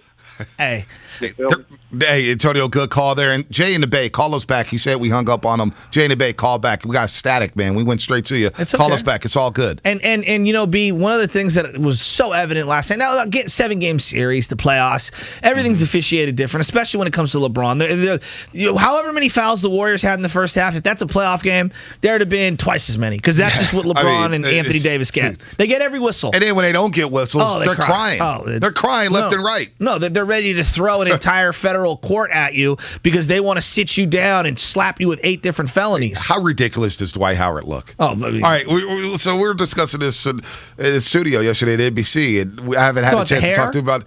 It's not even just the hair. He looks like a Ninja Turtle. Yeah, I don't know what, dude, from where he was in Orlando. Yeah, I don't get it. To where he's at now. Midlife crisis. I mean, right? Did you see the stuff before the game where he grabbed the microphone? Very weird. At Staples Center. How about when LeBron hit a layup, or a dunk, when Curry just kind of moved out of the way, and then he's on the bench with a basketball in his hand, and he's like, holding it up. I'm like, what's wrong with this guy? Dude, this guy is unbelievable. I don't get the Dwight Howard, and I'm happy the Warriors never went out to sign him. That's maybe they would have fixed him. Yeah, I'll take the L on that one. I mean, I wanted Dwight Howard. We all did. I'll take the L too. Let's go to that Yvonne. That team is so weird. Antonio's right. I love beating them. Dude, it feels so good. I love beating. And LeBron at the end, all I kept thinking about was that 3-pointer last year. We're like, I can't see. Oh, yeah. He tried to pull that off yesterday. 100% he tried to. And then he misses the free throw on the flagrant. And I'm like, rim don't lie. All day, Ball LeBron. don't lie. God, Ball it's the do best. not lie at all. And then to see LeBron James walk straight off the floor. He goes straight to the locker room. Oh, he's a bitterman. Yeah, he's a sore loser. I'm surprised he didn't have an eye patch in the postgame. Walking up. Hey, by the way, in Cleveland, remember LeBron walked up to the podium after getting swept with the wrist? Yeah. With the wrist the cast on his wrist? Not the man purse. Not the man purse. That's a different story. It's an entirely different conversation. I never got down with the man purse. The man purse makes no sense to me. I can't do the man purse. If you want to go fanny pack, I'll listen. Yeah. The man purse, I'm out. Yeah, I'm out on that one. I'm out. But Baker Mayfield walking up to the podium in Cleveland with the sling on. I mean, it's a Cleveland thing, man. What's going on there? Let's go to Yvonne on the 101. We'll get back to Jay Debate in just a second. Yvonne, what's happening? What's happening? Good morning, guys. Yeah, I just want to talk about Andrew Wiggins, man. Like, this guy almost didn't even play this season. He got vaccinated near the end, and then he's out there icing the game for us last night. And, he's going to be a huge contributor. He's a long, really good defensive player guy, so I'm just glad he's out there, man. That's it. It's Warriors. It's a great point because you bring up Curry not playing well. Right. I just look at the raw numbers and I look at the impact. He had moments. It's not that he didn't play well. It just didn't make shots. No, I know. But what I'm saying is, like, if you told me last year Curry didn't really have his great game and Wiggins was kind of non-existent in terms of scoring, that's an automatic loss. Yeah, by double digits. And then this year I'm seeing it and I'm like, wow, first night against the Lakers, what a difference. What a difference a year makes with this roster. A couple of guys off the bench changes everything. Everything. Let's go to Jay in the Bay. He's back here on the Morning Roast. What's up, Jay? Jake and JP. What's up, Jay? Hey, what's up, guys? What's up, Shasky? What up? Yeah, I just was going to say, man, Bielinka reminds me of David Lee a lot. Just kind of a big man in there that can shoot decently and able to move around and facilitate, has a good knowledge of what's going on. And, man, it looks like we're finally getting some rotation in from players off the bench. I mean, Jordan Poole looked amazing last night, man. JTA did his thing against AD. He was definitely getting outmatched, but he stood his ground. And, yeah, I mean, I think we need another center to be able to rotate in so we can get better boards and continue the second chance points. But, yeah, I mean, DeAndre Ayton, he's open, but I don't know if he's going to be available during the trade or when is he going to be free. Or yeah, I don't know if I see that coming, Jane. Thanks for the phone calls. Thanks for hanging in tight there. That's where James Wiseman comes into play. And I think that's where the Warriors are hoping James Wiseman, when he does come back, And he'll start running soon. And once he starts running sprints and getting up and down the floor, I think that's when we could get a nice little timeline and gauge when he's going to come back. And I'm hearing once he starts running up and down the floor, it could be 3 to 4 weeks from that point. So, look, they're going to be patient with the young man. He tore his meniscus. He's young. He's 20 years old. He showed a lot of flashes last year. And we saw him at Media Day, Shasky. The guy's big. Yeah. The guy's huge. And he is strong. Yeah. So I think he will rebound better. And that could be the big man that the Warriors are missing. I was listening to Willard and Dibbs yesterday interview Zaza, and Zaza made a very interesting point that Wiseman had said to him, I was really surprised how physical everyone was with me, to the point where I was looking around like, hey, why am I not getting fouls called on these guys, And Zaza was like, look, when they see you as a weaker player, they're going to come in and try to be overly physical and push you down. So the one thing I'm looking from him early on, even, obviously the health and how athletic is he and can he work in this particular offense? Is he just physical? Because, boy, they could use a physical guy. And I think in a game like yesterday, I said, I wonder how many minutes Kuminga would get if he was healthy. Because they could use somebody like him to just kind of put an elbow into somebody. Forgot about Kuminga already. Right? You're going to add Kuminga to this group with Wiseman. Let me give you another name. And look, he's going to have to battle for minutes well, with JTA. It might only be 4 minutes. Yeah, it may be only 4 minutes. It depends on JTA. JTA got off to a slow start in the first half, but I thought he had some big moments. He had a big 3 there to get his confidence going in the third quarter. I really like that. He's going to get that shot all day long when he's playing alongside Steph Curry or Jordan Poole, because nobody's going to honor him. And that's the smart basketball play. What about Marquise Chris? He gets waived by the Portland Trailblazers. Do you think, and I know the roster spots are like gold right now, so you're not trying to just sign someone to sign someone. Do you think down the line, forget the buyouts because we can't anticipate who's going to be bought out, you think Marquise Chris would be somebody that they might bring back? I always like Marquise. I don't know. I think that ship is sailed. Okay. I think the ship is sailed. I wanted Marquise back. I thought he played very good for the Warriors the year before, the COVID athletic. year. He's athletic. But they signed GP2, and I think they want to roll with GP2 as a guard. Well, they need a backup point guard. Yeah, a legit and you know what? Backup point guard. Those 7 seconds he played yesterday, it was a great possession. Kerr pulled every string yesterday brilliantly. I think going to Iguodala early like he did settled things. That could have been an easy 15-point deficit in the first quarter. No doubt. No doubt. Lakers lose to the Warriors in the season opener. Let's go. 121 and 114. Steph drops a triple-double. The bench outscores the Lakers bench 55-29. 55-29. Bielitsa with a double-double, 15 and 11. Andre Iguodala, is he old? Yeah, but he dropped 12 points last night, stabilized the game in the second quarter to keep the Warriors afloat. And, of course, Damian Lee. When have you even brought up Damian Lee? The brother-in-law. He looked good. Damian Lee dropped 15 yesterday and was with the closing lineup down at Staples. And I thought he missed a bunch of open shots. Like, he's another guy. Again, I'm not ripping. I'm saying, like, him, Poole, and Curry, how many open looks did they miss? They missed a lot of bunnies and a lot of jumpers. Right? A lot of bunnies and a lot of jumpers. There was a great inbound play. We never talk about these things with Steve Kerr. Great inbound play. They throw it over the top. They have 4 guys kind of staggered on the baseline. And it's an underneath the hoop inbound. They throw it over the top to Draymond Green and then set a double down screen for the inbounder, who is Damian Lee. And then Dre throws it right back to Damian Lee. Perfect little inside the key turnaround bunny. Just a simple play. We never give Kerr enough love on these inbound plays. After the timeout, out of balance plays, he's brilliant with those. I love that play. I'm stealing that for this year's basketball team. By the way, the Browns announced that Case Keenum will start. We just brought up Baker Mayfield, Adam Schefter coming in over the top. Can I introduce you to Jimmy Garoppolo? In Cleveland, Jimmy Garoppolo throwing a football in Cleveland with those wins. Yeah, good luck with that. Let's go back out to the line. Yeah, and I want to get back into Jordan Poole because I want to bring something up for the new audience. Yep, no doubt. Jake in San Jose. Jake, what's happening? You're on the Morning Roast here on 95.7 The Game. Hey, what's going on, guys? It's great Wednesday now. Yeah, Wednesday. What day is it? Let me know. I don't know. It doesn't matter if the Warriors win. That's what matters. The point is other than Steph Curry not having his greatest shooting night, the Warriors role players look amazing.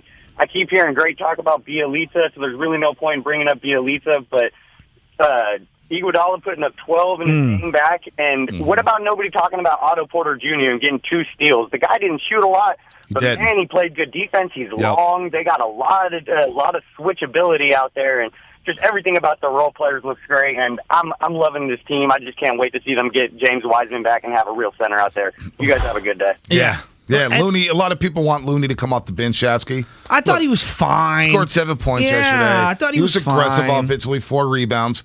Start Looney. He's fine. It's a tough look. That's the biggest team you're going to face all year in terms of their stubbornness to play bigs. Right. Dwight Howard, Anthony Davis, LeBron James. I mean, they're going to play big men. That's what they do. The Lakers. Yeah. No, I'm all good with Looney starting, and I like the roles. I like the second quarter lineup coming in with Bielitsa, with Otto Porter Jr., with Iguodala, and then Jordan Poole. Then they had JTA out there. I think we'll see Wiggins maybe stagger with that second unit once he gets his conditioning up, but look, this is a good problem to have. And on Wiseman, as I look at what Jordan Poole did last night, and he started off slow. I thought Jordan Poole, the rookie year, you and I and everybody here at the station were like, I don't know with Jordan Poole. Like, you got to give it time. And there were people that thought he wasn't an NBA player. I didn't go that far, but I could see where they were coming from because the guy is struggling. He didn't know what a good shot was. Yep. Is he a point guard? Yep. Is he a shooting guard? Well, I think we're starting to realize the guy is a playmaker. And you know what?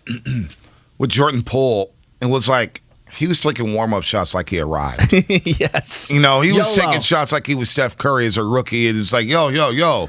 You got to work on your game. Mm-hmm. You just left Michigan. This ain't the Big Ten, son. Mm-mm. This is the NBA. And so I think once he learned, you got to learn how to be a pro. Of course. There's no doubt about that. Guys, it's tough. You go to Michigan or you're coming from Memphis, and it's a lifestyle change, man. All of a sudden, you got 7 zeros in your bank account. You know what I'm saying? With a digit before that. We wouldn't know anything about that. Mm-mm. You know what I'm saying? We're 3 digits or less here on the Morning Roast. We're broke. But he learned how to be a pro. He learned how to get his body in shape. He learned how to condition. And he learned what his good shot is and to be decisive. You know one thing I loved about yesterday, even though he was forcing some shots, he wasn't dribble, and then shoot. No. That's when he gets himself in trouble. It's 1, 2, 3 dribbles and then shot or pass. And I think he's learned, hey, in this system, I'm going to get the ball back. So I don't need to dribble as much. And I think that improvement there, just the decisiveness and the confidence of Jordan Poole, it's paying dividends for the young man right now. I mean, the splash lineup, because they're going to go to it at some point. It may only be a couple of minutes a game. Oh. When you get Klay, Steph, and Poole on the court together, wow. I mean, it's gonna be really awesome to watch. But the vibe I kept getting from him last night, and I'm gonna bring this up all year, I feel like, the Monte Ellis vibe. And where I'm going is not style of play. No. 06-07, we believe Warriors. Jason Richardson was the starting shooting guard. He goes down in January. And in February, Monte Ellis has this unbelievable emergence. He ends up being the most improved player in 06-07 in the We Believe year. I think people have forgotten about how great Monte Ellis was during that time. And he doesn't get his opportunity without the Jason Richardson injury. And then obviously Jay Rich and Monte and Barron and the team, they have that great playoff run. I'm getting a similar vibe in terms of taking advantage of the opportunity of Klay Thompson being injured right now. Jordan Poole is going to have a chance right now to really boost his own confidence, solidify himself as a professional in the NBA, and then he's going to find a perfect role with this team. Think of how many great looks he's going to get on this team that he would never get on other teams. And the same thing with Wiggins, same thing as you just said with Jordan Poole. Klay Thompson will get great looks. This team's in good shape right now. I think they're in good shape. Look, a good day in the Bay Area. Warriors, they begin their season 1-0. How about the Sharkies being 2-0? Sharkies, we just did the hockey minute. Sharks are 2-0 after blanking the Montreal Canadiens 5-0. Jimmy G's back? Jimmy G is. All right, since we're there. Yeah. You always like to say, since we're here, what's going on with the 49ers? I don't even care right now. A part of me doesn't even care. What is going on with the 49ers? You know what? I'll tell you what's going on. I am putting the Warriors are at the forefront. The Niners have dropped to the back front. Let me know what happens Sunday night. You better win if Jimmy Garoppolo's the starting quarterback, because if not, that's 4 in a row and your season's over. There's an opportunity right now for the Golden State Warriors with the Giants losing and with the 49ers being in this weird situation that they've been in, and we can get to them later on this week. Right. The Warriors have a chance to capture the hearts of the Bay Area again. It's the return of DeForest Buckner. Yeah, I don't even want to go down that want to go there? Let's go to Tsunami in San Jose. Your engine! Shanahan's back in our life. Yeah, he better win if he's going to play Jimmy Garoppolo. We're going to talk Niners a little later in the week. We'll have Baldy on later in the week. They had a bye week. Sounds like Jimmy's going to start at quarterback. Yeah. I saw some quotes from Jimmy Ward saying, would have been nice to keep Buckner. He was the heart and soul of this defense. I don't know how the Rams do it, but they figure out a way to keep their players. The quotes are coming out. You see John Lynch sitting down with Matt Mayoko. He looked like a shook GM. Yeah, well. There was some concern in that face. He looked like me after I got in trouble for playing golf all day. I'm grabbing my ear. I'm rubbing my elbow. I'm doing all the indicators of me lying through my teeth. But you know who wasn't lying? I live for this. You know who wasn't lying? Who's that? Steph Curry, when he said that he was excited for the year, because this team came out ready to go. He wasn't really ready in the first quarter, but the team looked really, really good yesterday. I'm so excited. You beat the Lakers. You beat LeBron James. Come on, Monte. Here's what Steve Curry had to say about the win and how this win could help build the confidence of his team. Yeah, I think we were building confidence in the preseason. And, obviously we go 5-0 in the preseason, and then all that goes out the window because records don't matter. But we felt in the preseason, I've been telling you guys, for a couple of weeks now, I really like this team. But you still have to go out and prove it. And I think when you go out there for the first time every year, opening night, there's just some nerves, and you got to get over that hump. First half, I did not recognize the team I was watching. They were not the team that I've watched the last 3 weeks in camp. Second half, that's who we are. Floor spacing, ball movement, hitting singles, nothing crazy, solid defense. So really good win.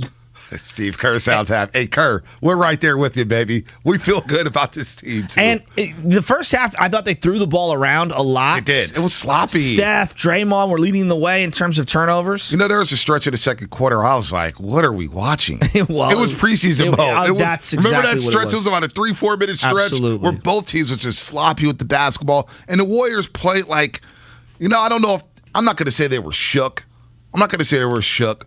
But it was just like, they just couldn't find it. You know what I'm saying? They didn't trust themselves in that first half. They settled down in that second half. Jordan Poole gets off to a hot start in the third quarter. Bielitsa was solid throughout. Throughout the game, he was solid in his minutes alongside Andre Iguodala. And then Damian Lee settled down. JTA settled down, as well as Jordan Poole. Andrew Wiggins got involved in the second half, and Steph started to hit some shots there in the second half as well. So, look, this is a good win when you think about the jumpers they missed. Yes. 17 turnovers. The threes they didn't make. The Lakers made one more three than the Warriors yesterday. They were +3 from the three-point line against the Warriors last night. But what I loved, they did the other thing, Shasky.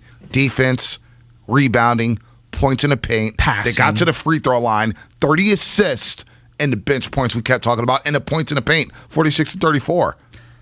The contrast of last year. So when you would go to the bench at times, you had Kelly Oubre coming in and you had Eric Paschall coming in. The reality is both those guys literally do not know how to pass. The square button, the shoot button is jammed. They don't know how to use any other button on the controller but shoot. When I watched this team yesterday, Iggy in that second unit, is he a passer? Absolutely. Yep. Is Bielitsa a passer? Yep. Absolutely. When Draymond comes back in there, is he a passer? Absolutely. Is Jordan Poole more apt to passing than either of the two players I mentioned earlier, Paschall and Oubre? Absolutely, he is. He's a playmaker. His vision's a lot better. Absolutely. So when I look at this team, like, I'm okay with them throwing the ball around early in the game because they were trying to make the extra pass. They were trying to go up tempo a couple times, turning it over in the backcourt, which drives me nuts. But the dribble drive penetration and the willingness to look for others. Bielitsa, dribble into the paint. Let me kick out to someone else. Let me throw. JTA, how many times does JTA throw it to Curry? Curry throws it right back to him. And he's like, you know what? I have to take this. I'm wide open. You do. I love the selflessness and the IQ of this team yesterday. Something about Otto Porter Jr., too. We'll get back to the calls in just a second. Him.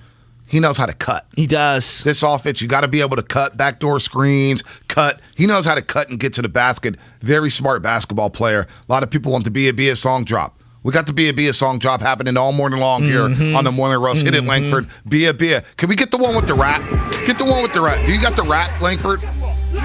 Let me know when you get the rap. We'll get Tsunami on here from San Jose. And then give me the one with the freestyle. Shasky's greatest hits here in our Morning Roast. I need the Be a remix with Joe Shasky here. Just go to the mood one. And, you don't know if you need the whole rap. It wasn't really a rap. It was more just you going Bielitsa, and repeating that. I don't know if that's really a freestyle. I thought it was a rap. I might have said something like he's a sack king. And the freestyle was the sprinkle me, man. That was the freestyle. I thought Be a was a freestyle. That was more just off the cuff. That was just basically Little John. Yeah. Exactly. Well, that's club music. That's club music. And not only that, it's part of the Snoop Dogg portion of my career where I just do hooks. Right. Right? You know what I mean? You hire me just for the hooks. Can't wait for your reggae phase.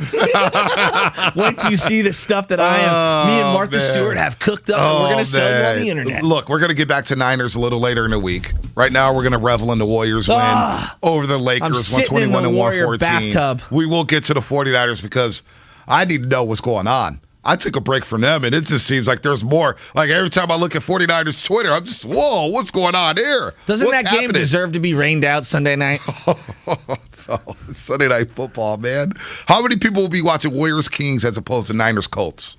I was supposed to take my grandpa to the game against the Colts, and I'm like, Grandpa, it's going to rain all week. What do you say? Well, he's like, yeah, I'm not. He's 85 years old. I'm not putting him into a tsunami down in Santa Clara at 7 o'clock at night. You know what I mean? Like, that's just the reality. If it was a 1 o'clock game and we were indoors, of course he'd be there, but no, I'm not doing that. So now I'm like, well, I wanted to bring the iPad and watch the Warrior game on the iPad while I'm at the game, and now I'm thinking to myself, I don't know what I'm going to do. Yeah, we're not a big fan of tsunamis, man. A lot of people have been hurt and lost homes with tsunamis, but tsunamis on the line from San Jose. Oh. Talking about tsunami in Santa Clara. But not where you got a Tsunami Poppy. tsunami, not a tsunami poppy, but a tsunami in San Jose. Who was trying to be boxed in by the Warriors offense. Oh, yeah. Let's go. What's up, baby? Oh, yes. Hey, man. I am so proud of last night's victory. And you know the reason? We're talking about all their team combined, right? Who's the genius behind it? Smoothest cat in the building, Bob Myers. He had a vision. And I wish other GMs in the Bay Area had that same vision and that same winning culture at the Warriors. You saw it in display last night. Love it. Go Dubs. Hey, you're right. Bob Myers going to join the Morning Roast, I believe, tomorrow. We don't have a confirmation yet, but he should join the Morning Roast tomorrow. Bob? And Bob's going to join us every 2 weeks throughout the season here on the Morning Roast on 95.7 The Game. So we will talk to the smoothest cat in the building down there at Chase Center, Bob Myers, the president of basketball operations of the Golden State Warriors. He'll join us Thursday morning right before the Clippers game as the Warriors have their home opener. Before we get to Tamir, did you hear this about Javon Kinlaw posting something on IG? You brought this up. Yeah. What did he post on IG? Well, I guess he invests in lots of different companies, but he posted a screenshot on IG where it was basically him saying the game within the game, that he was getting screwed. And people were running wild with speculation as, is this about his investments, his off-the-field stuff, or is this about something that happened inside that locker room? Oh, boy. So I don't know, but as great as the vibe is for the Warriors, I look over at the Niners and I'm like, the oh, vibe's boy. Not good. No. Our pets' heads are falling. They are. Dude, the vibe's not good with the 49ers right now. They should have just ripped the Band-Aid off and moved Jimmy Garoppolo in the offseason. Hey, preach it to the choir, brother. Preach it to the choir. Let's go to Tamir in Oakland. Tamir, what's happening, man? How you feeling about that win last night? I'm feeling great. I love the IQ of the team. Mm-hmm. It's that's what was key for me. I was watching it with my boys on my team, and we came up with how Looney was with the spacing where Looney cuts to the basket and he was missing a little jumper. Mm-hmm. My whole thing off of that when I was doing my coaching line is that Wiseman will be right there. So Mm-hmm. with him right there with the spacing, Wiseman could be averaging a good little 15. And then he'll be getting rebounds too. And I'm like, it's just the IQ for me because of Steph, Wiggins, and even Lee in the beginning. They were playing so amped up. You could see it in Poole too, excited to play, that they were missing shots and we were still in that game. Yes. Is the Lakers this bad or are we just a way better team? So I'm excited for the team. I had them going top 3 after yesterday. I'm not going to lie to you guys. I still feel that the Warriors might be win the West. I just think that bench is key. Wow. I don't want to say strength in numbers again, but the bench and the IQ, like you guys said, with Porter, the defense too, and that's the key too. Their defense was great the whole game. 100%. Last year where we had different defense, so defense wins games. So I'm loving what I'm seeing. Hey, good call, Tamir. We're loving what we're seeing as well. And we had the odds yesterday. The odds of the Western Conference to win the number 1 seed.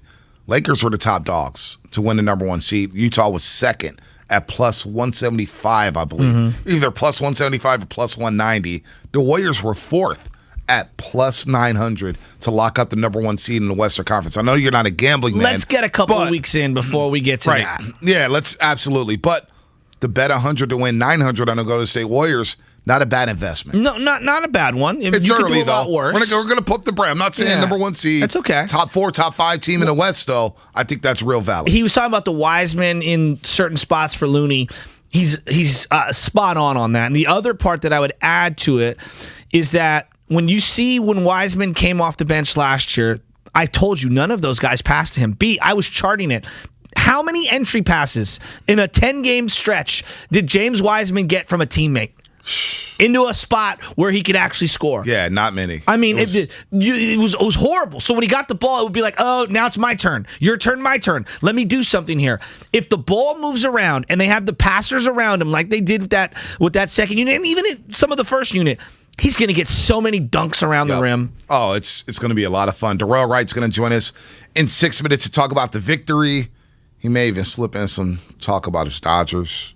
I'm cool kind of off bring that. the mood down. Yeah, I'm cool off that. I mean, that's a tune out, as our boss would say. A couple of additions that the Warriors made, as we're going really deep inside Warriors territory here, but they added to the coaching staff this summer with Kenny Atkinson and then Miljovic. And look, I mean, Miljovic has been working with Bielitsa, as you've been reading in this offseason, so I think that had an impact. And then you also saw they ran a zone defense at the beginning of the third quarter. They did. Which, how often have you seen the Warriors run that in the past 5 years? They ran it last year because they literally couldn't stay in front of people. But it was at the end of the year in desperation against Ja Morant when they couldn't stop him. And then you read up on Kenny Atkinson and his time with the Nets when he was the head coach, and he was implementing the zone defense. So I feel like those two guys can't sleep on that addition either. That's a great call. That's an excellent call. Kenny Atkinson on the bench. You talk about the big man coach with the Golden State Warriors. Look at Langford jumping in. Like Jordan Poole stepping up when needed. Man. They had us in the first half, not going to lie. Then in the second half, I picked it up.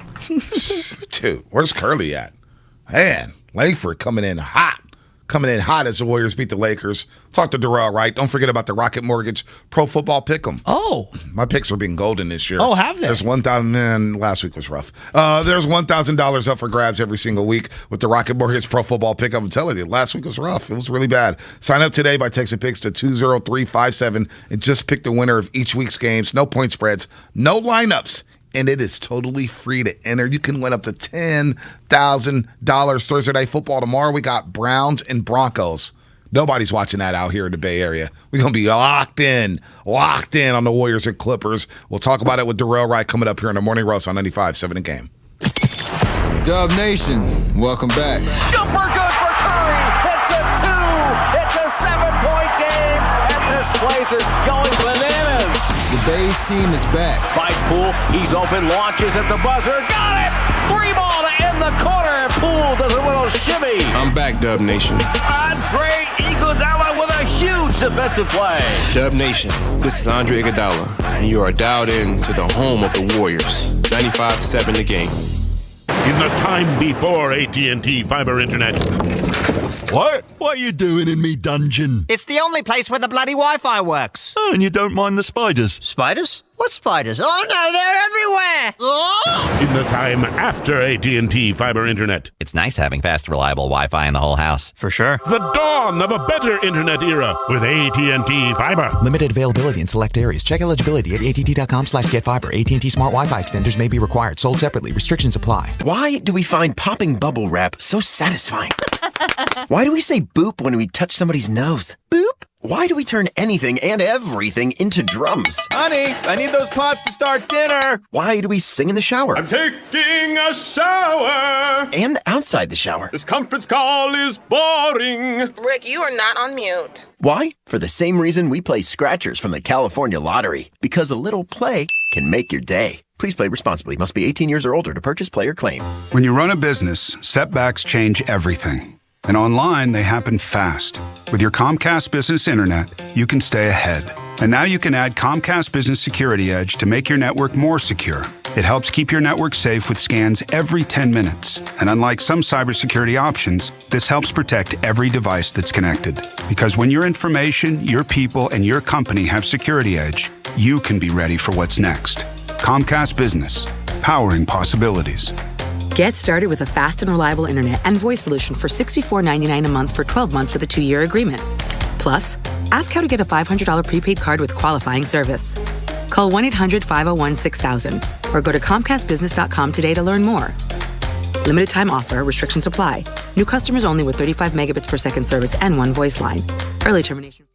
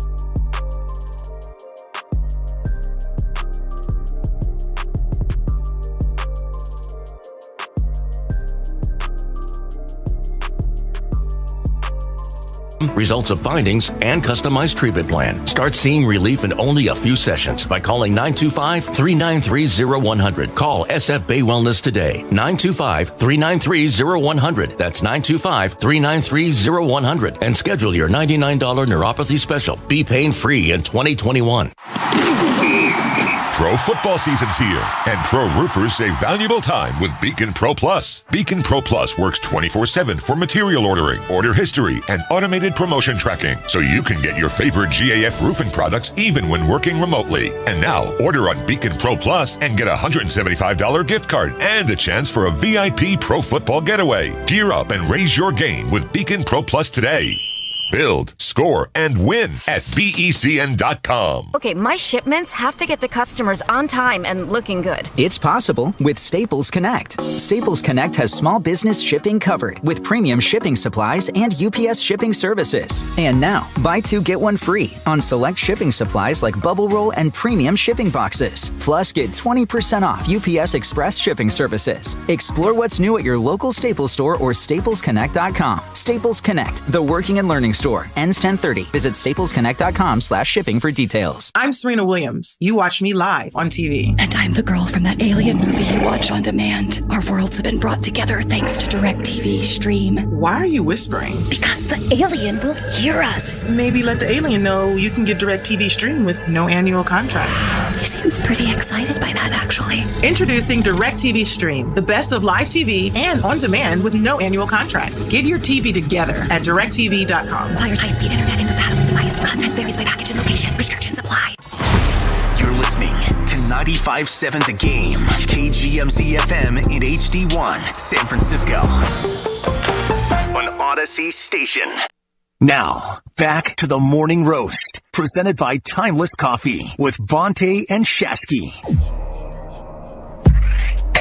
He runs South Beach. Go holler at my boy Miles at Prime 112, the owner. Definitely drop my name. I'm always good in the MIA. He has his own commercials. Thought I'd spice things up. He's now taking over the dial as our 95.7 The Game Warriors Insider. Hey, Bonte, I don't play basketball no more.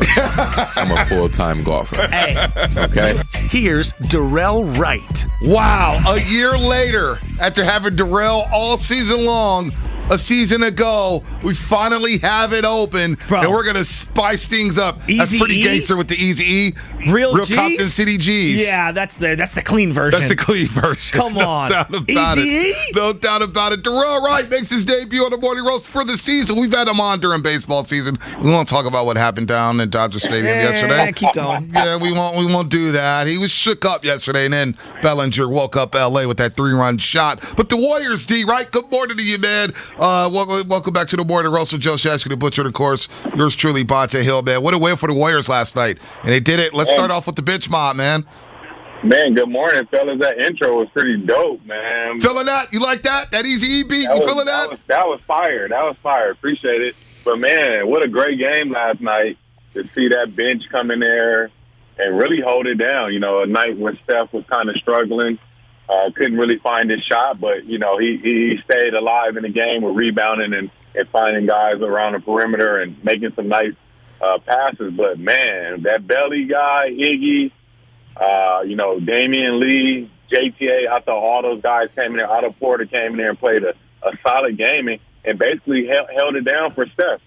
You know, Darrell, I'm going to get to the clubs that you bought that I saw on your Instagram in just a second, because you are a full-time golfer now, and I'm very jealous that you went to Bandon. But you've been on the court at a high level, and anybody who's played pickup basketball or coached at any level, it's great when you have a superstar, but it's better when the ball moves around because everyone is engaged and everyone can touch it, and you become more of a threat at different spots on the court. What's it like to be a player on a team where you know if I pass it, I'm going to get it back? Man, that's one of the best feelings in the world, that ball movement, you know, because when you look at those old-time Spurs teams, that hockey assist was so important. And then, you know, you feel good about, you know, that extra pass because, like you said, you're going to get it back at some point. So it makes you feel good. It makes you want to be one of those guys to set up your teammates because assists, they feel like you scored as well when you make that extra pass. And you saw that last night. And I saw the stat that came up from last year, 24-3 when the Warriors had 30-plus assists. So they can continue to lead the lead in assists or be, you know, top in the lead in assists. It's going to be a great season for the Warriors. Darrell right here on our morning. You're also on 95.7 The Game, NBA champ with the Miami Heat, former Warrior. Once held the single-season record for most threes made in a season with 194 in his first year with the Dubs. Of course, my co-host on the NBC Sports Bay Area Warriors pre- and post-game show. We had a lot of fun yesterday watching this game. Black. All black. He came in he dapper. Looked sharp. Darrell doesn't. He looked Fashion Darrell's got that locked up, man. That's automatic. But Jordan Poole looks like he's automatic right now. The difference between Jordan Poole at the beginning of last season to where he's at right now, Darrell, what is the biggest difference in Jordan Poole's game? Comfortable, I would say. We all know Jordan Poole doesn't lack any confidence. We know he's a very confident player. You can see it in his game. You can see it in his swag. And I think now he just feels comfortable. He knows he's going to be playing 30-plus minutes. He knows he's going to be out there getting his shots. And he knows he's a big part of the offense. If he doesn't, you know, come in every night and at least get 15 or 20 points early on, it's going to be tough for the Warriors to win. So it was good to see him finally settle down in that second half, let the game come to him, knocking down some big-time shots, and even getting to the basket. He had some crafty finishes. But Jordan Poole, man, I got him right now. And before the season, during preseason, being the most improved player in the league, man.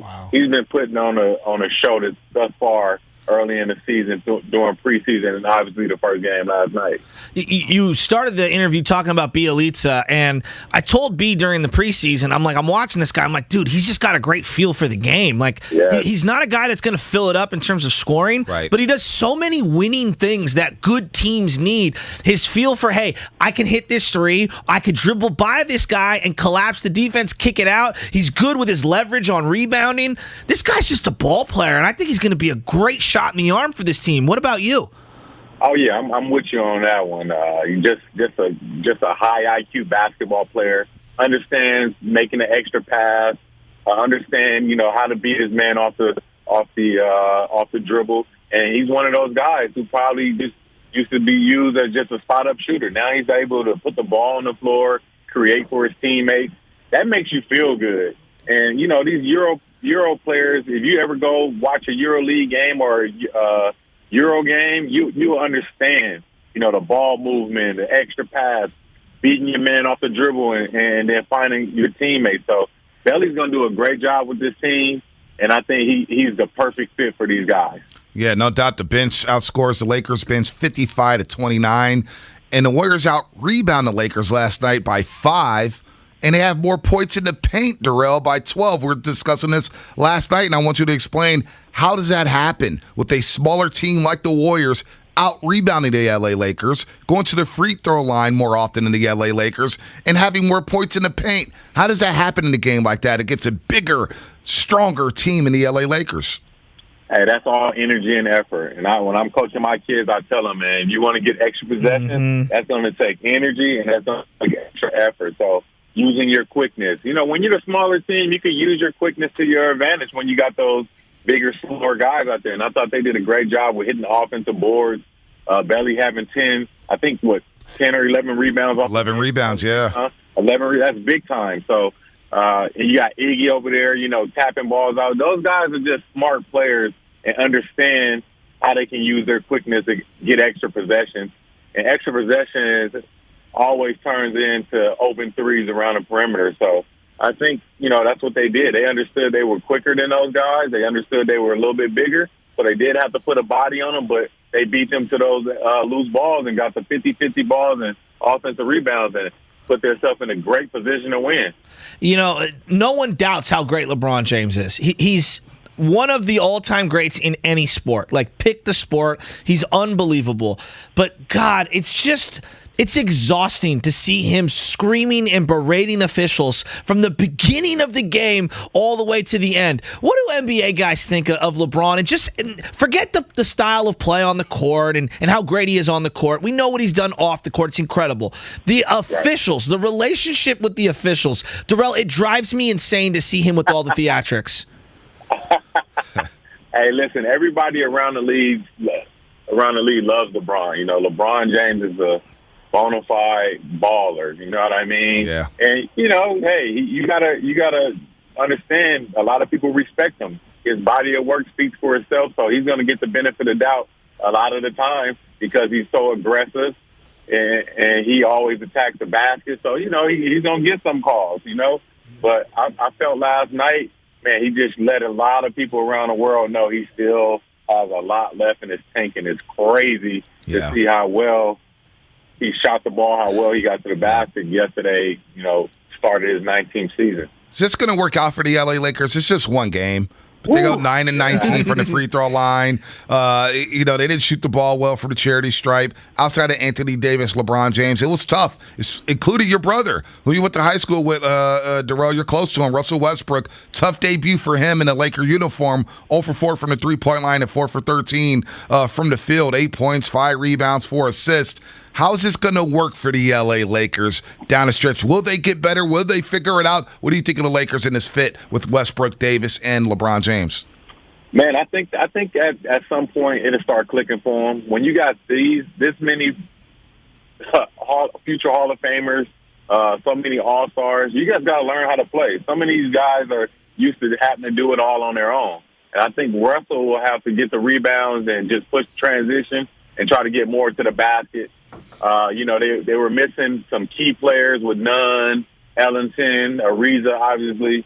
So I think once those guys get back, they can spread the floor out, all three of those guys. So it'll open the game up for a guy like Russell when he's in there with the second unit to get to the basket. So I think it's just going to take time. Just like any team with great players all playing together. They just got to learn each other. A lot of those guys missed some time during preseason for some load management, I bet, or just like some nagging injuries. But I think over time, they'll definitely be a better team. But I think that team is also built for the playoffs. I don't think that's a regular season team just because all the load management and time those guys are going to take off during the season. Yeah, there's no doubt that Laker fans are going to have patience, kind of like me in my musical career. If you're just driving around, Warriors beat the Lakers last night, LeBron James goes down, and the star of the show, Jordan Poole, but it was this man. And Darrell, I want you to give me, going back to my music career, this is part of my greatest hits collection. The day Bielitsa signed with the Warriors, I came up with this ad-lib remix. No, I'm not Little Flip. No, I'm not Fabby Davis Jr., but your boy got hits. What do you think of this song?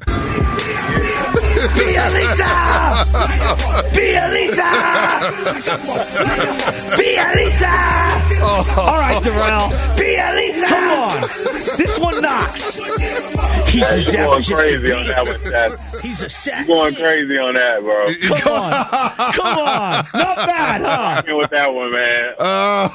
Energy. I love the energy. I'm rocking with that one. I gotta put that. You gotta put that on SoundCloud or. It'll be on iTunes. Shasky's Greatest Hits will be coming to an iTunes app very, very soon, Darrell. There's no doubt about that. Bia. And that's why, you guys were talking belly. I'm like, Bia. And then now you know where the Bia came from. Yeah, that's fire. Okay. Yeah, it's not bad. Not bad at all. Before we get on out of here, all right, I owe you for the obviously I have to wear a Dodger uniform at a Giants game at some point. You and I are going to have to attend. Now, you also owe me a round of golf, and I noticed that you went to Bandon, which is like the home of golf here on the West Coast. I'm so jealous. But you got yourself the most expensive sticks that you could get out there in terms of the PXG golf clubs. Did you get fitted? Because you're a tall dude. 6'6", 6'7", 6'8"? I mean, you must have got some extendos in those sticks, huh? Yeah. Shout out to the legends, the NBA retirement organization. We did an event in Vegas a few months ago during Summer League, and they had PXG come out and fit a bunch of guys that won the club. So I got my hands on some PXGs at a discounted price. That's the only reason I have them.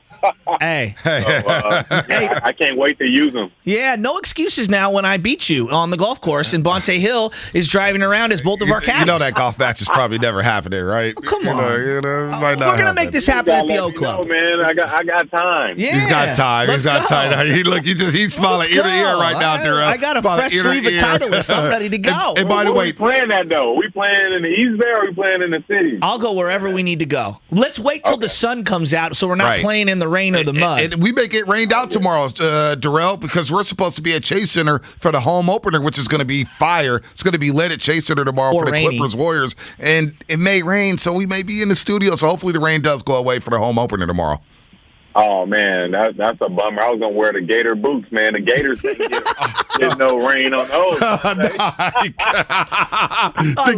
not going Gators, Darrell. That's next level right there. Darrell, right, everybody. He'll be joining us every Wednesday. He is the man. I'll see you on Thursday, Darrell. Always good stuff with you here on the Morning Roast. Thanks, fellas. See you guys soon. Absolutely. The Gators. He's going to bring out the Gators, man. He's always dressed. Dude, he's always fitted. Yeah. He's always dressed Even out. when he's lounging. And then you see it with always before the game. I see it when he's doing it, too. He's got the camera. I know. Real quick going side to side. I'm like, I'm not doing that, man. I DM'd him. I was like, I hate your Dodgers. Dude, he's just got the fit, the all black, the ties. He's stripped up, but he's a really good dude, and he knows his basketball, man. The Warriors moving the ball around yesterday, 30 assists. They beat the LA Lakers. And don't forget, if you're looking for all the best Warriors content from 95.7 The Game, text Warriors to 20357. That's Warriors to 20357. Make sure to hit the subscribe button in the Odyssey app or wherever you find your favorite podcast. 888-957-9570. If you want to get in here before Cousin Nick. Nick will join us in about 9 minutes, or excuse me, not 9 minutes, 14 minutes on the Morning Roast. Cousin Nick Friedel from ESPN will be joining us to give us his thoughts on yesterday's performance by the Golden State Warriors. What do you think of Jordan Poole, Warrior fans? What'd you think of Bielitsa? Steph Curry has like a C game, and they still end up winning. Andre Iguodala turning back the clock. Draymond Green having moments, but really having foul trouble early on. Wiggins having foul trouble early on. What'd you think of the bench? What'd you think of Moody's first bucket? What did you think of Russell Westbrook? Because for many, many years, I looked at Russell Westbrook as a great villain. He was a great villain that the game absolutely needed.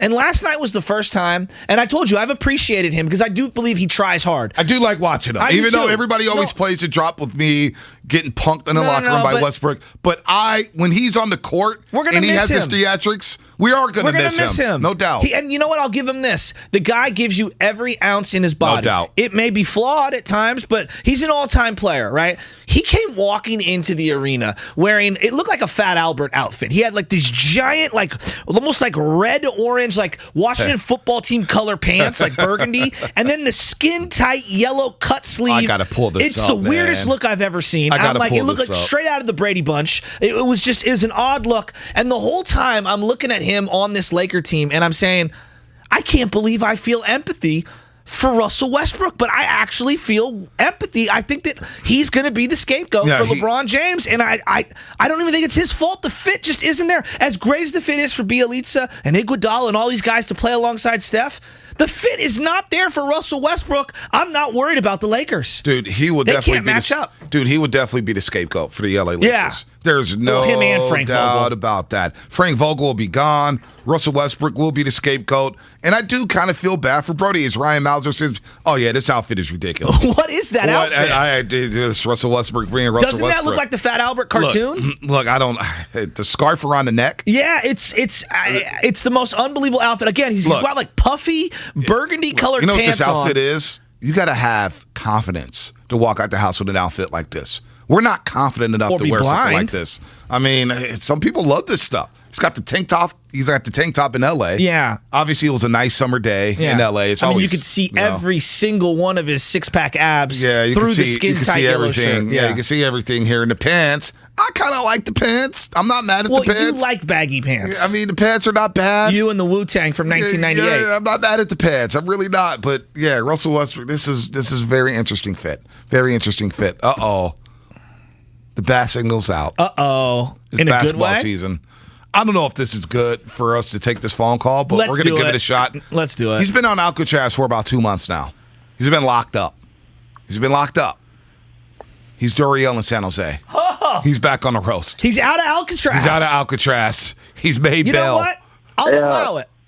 Doriel, good morning. Hello? Good morning, Doriel. Hello? Yep. Good morning. Hey, top of the morning to you. Top of the morning. Hey, the Warriors are looking great. That was a great team win. And Curry is the MVP after one game into the season. And I'm really happy about that win. And, with the way that the team went to L.A., we went and beat L.A. We beat the crap out of the Lakers and LeBron. And that was a foul, LeBron. That thing, when Iggy fell down, that was a foul. And I didn't like it. And guess what? I'm not sure if they're going to be able to make the playoffs. And guess what? Klay Thompson. Klay Thompson. We're going to need a lot from you, about 25 points a game, if you want to make the playoffs this year. Doriel, real quick. Doriel, did you lose your voice? Yeah, what's going on? What's going on? Did you scream? Draymond slander? Did you scream at the TV last night? Hey, I wasn't on no damn Alcatraz. I was in the hospital because I wasn't feeling good. Okay, I'm sorry. James God bless you, honestly. James is starting when he's ready to start. There's Doriel. Get better, bud. Get better, buddy. Get better.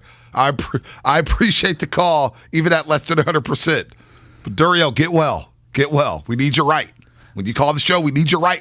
As D4 says, we need you right. I mean, MVP after one game where you subpar and Steph Curry? Not sure I agree yet. I didn't know where he was going. A guy by the name of Giannis Antetokounmpo who looked pretty good yesterday. Said he needed 25 points a game from Klay Thompson. I don't think the Warriors need that. No, not right now. Not right now. I don't think they need that. But Jordan Poole, man, what an emergence. I mean, aren't you happy that we went through some of the growing pains that everybody lost their mind on? Because now you're starting to see that flower grow. And you know what else I'm happy about is they didn't make any trades. I am too. They stayed the course. Now, Ben Simmons is going to be dealt by Philadelphia. Can I have that take back? About Ben Simmons? Yeah, can I rescind that? It's like rescinding an offer. Absolutely. Okay, I made an offer on a home. Upon further inspection, I got back the pest report, and I said to myself, you know what?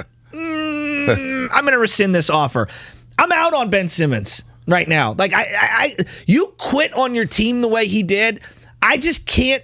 I can't allow myself to get burned because it'd be a shame on me situation. I'm out on Ben Simmons. Yeah, I'm rescinding that. I mean, did you hear Howard Eskin asking those questions? Oh, Howard. Joel Embiid, he was all in there. Yeah. By the way, he tweets out, he's serious. Sixers coach Glenn Rivers says, I was like, Howard Eskin, man. A fraud and a stiff and a phony. He had a celebration show, apparently 35 years in Philadelphia. And he had all these dudes. Dick Vermeil called in. Mike Schmidt called in. I mean, who he got a guest list. I'm not going to lie. Howard Eskin is somebody in 1987 online, too. Let's go to Gene. 2021. This guy is a joke. Ben Simmons is a joke. You're practicing with the phone one day. And then yesterday you're like, I don't want to do shooting drills. Now, I get it. You don't want to do shooting drills because you can't shoot. Maybe there's something there to that. You don't want to do shooting drills because you don't shoot. You don't shoot in the game anyway. You know what, Doc? I'm actually mad at you for that. I'm actually mad. Now that I think about it, I'm mad at Doc Rivers. Why put him through shooting drills? He's not going to shoot in the game. Well, he doesn't need to shoot. Playing with the cell phone in the pocket. I had a kid in 7th grade baseball about 7 or 8 years ago. He slid into home, and he's grabbing his butt. And I go, are you okay? Are you okay? Yeah, I broke my iPhone. Why is your iPhone in your pocket during a baseball game? What are you doing? What are you doing? These kids these days. What are you doing? Let's go to Simmons is getting paid millions of dollars. Max money, and he can't put the cell phone down? You heard from Joel Embiid? Oh, yeah, we're not babysitting. We're not babysitting. Yeah, but Joel also needs to look in the mirror a little, too. He's not perfect either. Off the record, though, when Joel Embiid was walking away, Howard Haskins drops in, how much are babysitting fees? And he laughed. I was like, hey, what's going on in Philadelphia? Oh, boy. Fraud and a stiff. Yeah, no doubt about that. Let's go to Gene in Oakland. Gene in Oakland, what's happening? You're on the Morning Roast here on 95.7 The Game. LeBron lost. I sure did. I warned you guys about Ben Simmons, didn't I? You did. You know what? Hey, I was with you, man. I don't want to touch him. I'm rescinding my offer. And even for Draymond Green, I'd rather have Draymond Green than Ben Simmons any day of the week and twice on Sunday. Absolutely. But you know what? I was dead wrong yesterday when I said that the Lakers are better than us, but we would pass them in the second half of the season. We're already better than them. I mean, yeah, they look like a championship-level team in the first half, but by the late third quarter, the L.A. Lakers look like the L.A. retreads that I expect them to be. They were gassed. You know, we wore them down and we wore them out. All those contested threes became open threes by the third and the fourth quarter, and we beat them by 7, but it was really more than that. I mean, and we beat them with Curry playing like trash. It's still with Green and Wiggins still getting into condition.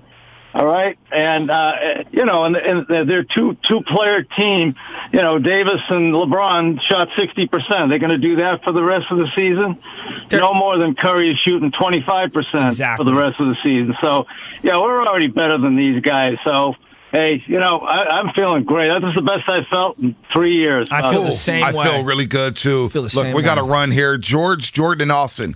Hang on tight. We got Cousin Nick joining us. I'm going to get to your phone calls. I know Jordan has a lineup idea when Klay gets back. We always love George down in Los Altos. And then Austin in the Bay Area. Of course, he's a fan favorite here on the Morning Roast. We'll get you guys right after Cousin Nick. Nick Friedel is going to join us coming up here. And that's brought to you by Mimecast. Safeguard your organization against phishing, business email compromise, and risk of ransomware. Visit Mimecast.com. That's Mimecast.com. The Bays team is back. Hey, Steph Curry! The laws of man don't apply.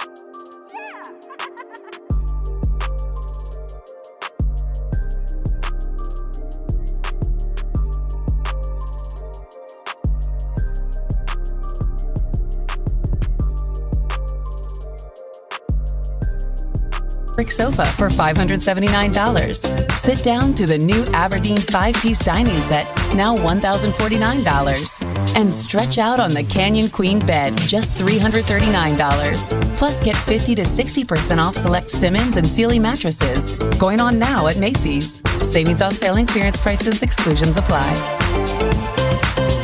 Mr. Clean, Mr. Clean. So a friend told me about Mr. Clean Magic Eraser, and his exact words were, "It changed my life." I used to spend a ridiculous amount of time trying to remove tomato sauce from inside our microwave and soap scum off the bathtub. It's like seriously magic, and my secret weapon for cleaning the kitchen, bathroom, doors and walls, and even keeping my sneakers clean. Mr. Clean Magic Eraser. Greatest invention ever. Mr. Clean, Mr. Clean, Mr. Clean. Mr. Clean Magic Eraser, the unicorn of cleaning. Get that satisfying crunch. Now with 20% more honey. Try a delicious Nature Valley Oats and Honey Crunchy Bar with more of the honey you love. Now, back to the Morning Roast, presented by Timeless Coffee with Bonte and Shasky. Take you for a ride on a slow boat to Chinatown. Where in the world is the sexiest voice in all of sports media, Nick Friedel? Nick has this rugged masculinity that all of us at ESPN are jealous of. I don't know about friend of the program because I think you're lumping me in with being a friend of Friedel, and I don't want to be associated with all that. Thank you, Nick, and your voice is very deep and sexy. I have. What you gonna do, brother? Yeah, When Mac Jones is coming for you? How would you describe the level of hope that everyone else spoke with yesterday in regards to what James Wiseman brought? What are they talking about regarding Wiseman and like the impact he can make this season? Yeah, just how much Kelly, obviously you can't predict the future, and we'll see what happens this summer. But would you be willing to take less money? Bro, I'm not answering your questions no more. I'm sorry. Next question. It's the return to Cousin Nick on the Morning Roast. The Nick Bounty Friedel, Hunter. ESPN, a.k.a. the Bounty Hunter. Nick Friedel down in L.A. covering the Warriors and the Lakers. And, man, I forgot about that Kelly Oubre Jr. question. Thank God he's you not won't on have the to ask team. him anything more unless he does come out here on the West Coast for the Hornets-Warriors game, which will happen sometime this season.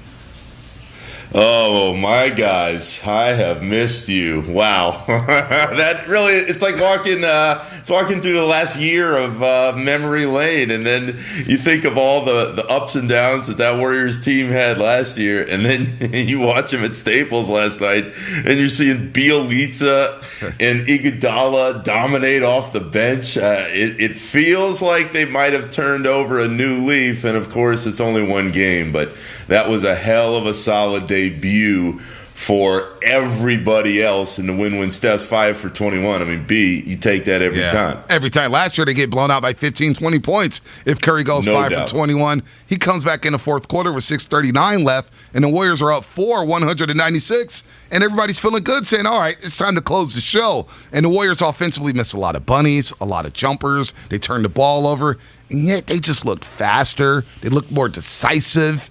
And it just looked like they got a nice little vibe going on right now in that locker room with Bielitsa, Iguodala, Jordan Poole, and, of course, Steph Curry and Draymond Green. Everybody really seems to like each other. And I think what is crucial, and Steph and Steve Kerr, Draymond, they've all said the same thing, not just last night, but leading up to this opener, which is everybody knows how to play. Andre Iguodala is one of the smartest basketball players I've ever seen in my life. And I don't expect Andre to play that well every night, but he looks really good, and he knows exactly where to be. Bielitsa, we saw the passing. I mean, we know he can hit from the outside, and you can't expect that from him every game, but the passing. Otto Porter didn't make much of a difference yesterday, but he certainly showed in the preseason that he can make those extra passes. Then you get D. Lee coming in and playing the way that he did, and all of a sudden you're looking around going, okay, you've got a pretty solid bench, especially last year compared to, just think of my man Oubre. I mean, Oubre has a lot of talent on both sides of the ball. But, guys, how many times were we watching last year and he didn't know where to be? The spacing wasn't where the Warriors needed him to be. He didn't know how to make that extra pass. Wiggins, for the first half of last year, he really struggled with that as well.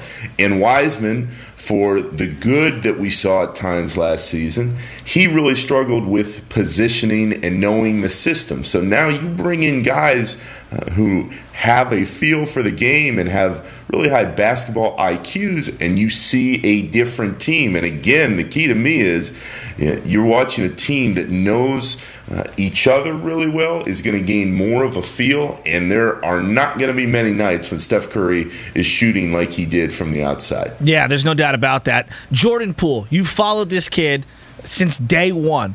Obviously, he's had some low lows, and it felt like last year he started to really gain traction. I go back to the final 2 games of the season, the 2 play-in games, and it felt like in the final 6-7 minutes, he was the only one outside of Steph Curry who wanted the ball. This feels like this is who he is right now. The game that you saw in the second half is who Jordan Poole is. Who do you think he is right now, Nick? I think he could be the most improved player in the league this season, Joe. That was my pick before the year, because Jordan Poole has taken his game from a guy who in that rookie season, I mean, B, how many times have we watched those games and we're just shaking our heads going, what is going on? Yeah. He just did not look comfortable out there. The confidence that everybody had made so much of coming out of Michigan, it had started to deteriorate a little bit. And to his credit, Jordan has lived in that gym. And everybody is always talking about Steph and what he does day to day, and they should, because he's one of the all-time greats.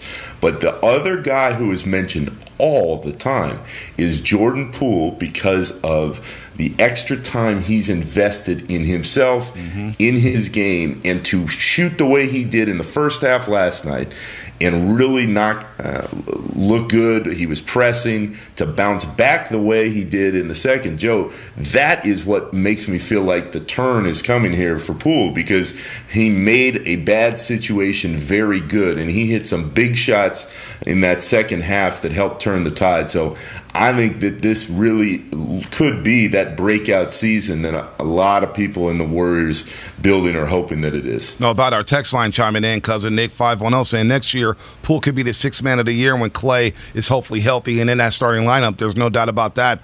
Poole looks explosive this season in his 3rd year out of Michigan. Cousin Nick here on the Morning Roast. Nick Friedel of ESPN down in L.A. Here on the Morning Roast. And Nick, let's look at the other side for a second. That Lakers unit. We all had our doubts about the fit with Russell Westbrook. Guy needs the ball in his hands, and LeBron James, who needs the ball in his hands to be effective, and Anthony Davis, who needs the ball in his hands to be effective. I know it's only one game. Boy, the fit doesn't look good down there in L.A. with the Lakers. B, Russ looked terrible. Terrible. I mean, he was taking some of those open shots. He was breaking. He was turning the ball over. I mean, frankly, it looked like the Russ of the last few years. And it's only one game, and I was reading what LeBron said after the game. But, of course, they had to say that. Like, they're going to come out and be like, yeah, this doesn't work. But I can just tell you, I'm sitting in those press conferences with the Warriors last night, and they're happy that they got the win and they found a way in the second half. But, Draymond said it best. They didn't even play that well. And the reason they were able to win in large part was because Westbrook just looked so off. I mean, you know what you're getting from LeBron. You know what you're getting from AD on that team every game, every year. But to put Avery Bradley, who was in the Warriors training camp the whole way and just got cut in to try and slow down Jordan Poole, knowing how badly Russell Westbrook was struggling, I think there are some better days ahead for the Lakers, but that is a massive red flag because you need him to be really strong and build those other two guys up in LeBron and AD, and he didn't do that at all last night. So, Nick, man, I miss hearing your voice. It's so great. Warriors are back. We're super excited. Should have saw him on NBA Live yesterday. I saw Cousin Nick. He had the haircut, man. Cut the hair down low, Nick. I seen you. Was it Hollywood, man? What's going on? I needed to freshen up for the Malika show. It's all about the Malika show now. So he made the cut. You made the cut. I made the cut for about. My buddy texted me and he goes, "I think you were on the screen for about 23 seconds." But hey, nice. I'll take it. Yeah, 23. I'll take 23 more than me. Or me on NBC Bay Area. Why you gotta say NBC? This is NBA Live. We're talking about ESPN. There's levels to this. I gotta start local before I can go regional and then national. All right, and Nick is already national. He knows I'm not trying to piggyback him. I'm an authentic friend to him. Like you're an authentic fan at NBC. I'm an authentic friend to Nick's. And my wife says hi. Nick, what do you think of? You know that my musical collection is very vast, and I got a lot of remixes out there. This is from my Warrior archives. What do you think of this particular song that I did the day Bielitsa signed with the Golden State Warriors? Do you think this goes into my greatest hits catalog? Okay, we're not ready. I thought he was looking at me, and I apologize. Steven, let me know when you're ready with my Bia Bia classic single. Or maybe we don't have it. This is great radio. There we go. Bielitsa! Bielitsa! Oh, my Bielitsa! Bielitsa! Let it ride. Let it ride. He's as average as can be. He's a sack king. Bielitsa, B. Now, how did I know he was going to ball out in game one? I didn't. I actually knew nothing about Bielitsa. I thought, phonetically it was spelt one way, and the way I read it when people were texting it in, so did our roasters, pronounced it a different way. So did our roasters. They were spelling it all kind of different ways. What do you think? Is that the anthem this year inside Chase Center for Bielitsa? Oh, it needs to be now. Whatever's working right now, you got to roll with. Bielitsa. Wow, I'm going to have that in my head all day long. But wow, Mr. Chapman. That's what I have to say on that. I did not know that Bielitsa had it within him. Hey, I know you were a little Johnny the Eastside Boys fan, Nick. Everybody was a little Johnny the Eastside Boys fan. He basically was a one-word guy. Yeah. So you just get Bielitsa. I mean, it's perfect. When you've got Draymond in there, guys, last night, kind of shaking his head like, I didn't know, he could pass like that. I didn't know he could put it all together like that quickly. So again, as happy as everyone should be, and they should be very happy with the way that turned out late in that game. It is one game, but again with Bielitsa, it ties into the same theme. Mm-hmm. He knows how to play the Warriors style. And Kerr said something really interesting post-game last night. He said that Bielitsa has gone to the coaching staff several times, and he keeps saying, I love being here. And he said, I love being here because you just play. It's not formulaic. He said it a couple weeks ago as well. You get into so many of these systems with different coaches, and they want to control every dribble, every pass, where you stand on the floor, where you go. Well, now he walks into this situation where he's playing with Steph Curry and Draymond Green, and he's going, oh my gosh, I'm not in Sacramento and Minnesota anymore. This is a whole new world. So a really good first step, and now you just wait to see if he'll back it up over the next couple months. Yeah, there's no doubt about it. And I just love the team. To me, seems very pass-first oriented. And I look at last year, and I'm not trying to crush these guys. Everyone has different skill sets. But when you look at what Eric Paschall was, he's never going to pass. You look at Kelly Oubre, he's never going to pass. And then Wiggins at times last year, he was never going to pass. Brad Wanamaker off the bench, he was never going to pass. And so I look at the team they have now, they're just totally different, and everything fits better in what Steve Kerr wants to do. I think they did a brilliant job shaping out this roster. In the short term, and I think we're going to see this the more they play together, Joe, I don't think there's much argument that the pieces fit better, to your point, and the guys enjoy being together with each other out there on the floor. And how many wins that turns into, we'll see, because I still have doubts with them being able to replicate what we saw last night, especially off the bench. But this is a team that is coming together nicely, and we saw it in the preseason. Yep. All the seeds that we saw starting to grow last night, they have been there the last few weeks. And we could go down the list with Poole and what happens with Klay and what happens with Wiseman later, but there is no question that the veteran guys they do have, they know how to play. and they know how to play the Warriors' way. And that was not the case for several of the guys on last year's squad. Exciting times with the Golden State Warriors home opener Thursday night. Clippers-Warriors. Cousin Nick will be in the building regardless if it's rain or shine. Don't forget, Cousin Nick will also fill in for Ray Rattle. Big shoes to fill for you, Nick. DRK this Thursday and Friday. Oh. You'll be on with Damon Thursday and Friday from 3 to 6 right here on 95.7 The Game. Nice. Can't wait to hear you, Cousin Nick. It's good to hear your voice again, man. We miss you, man.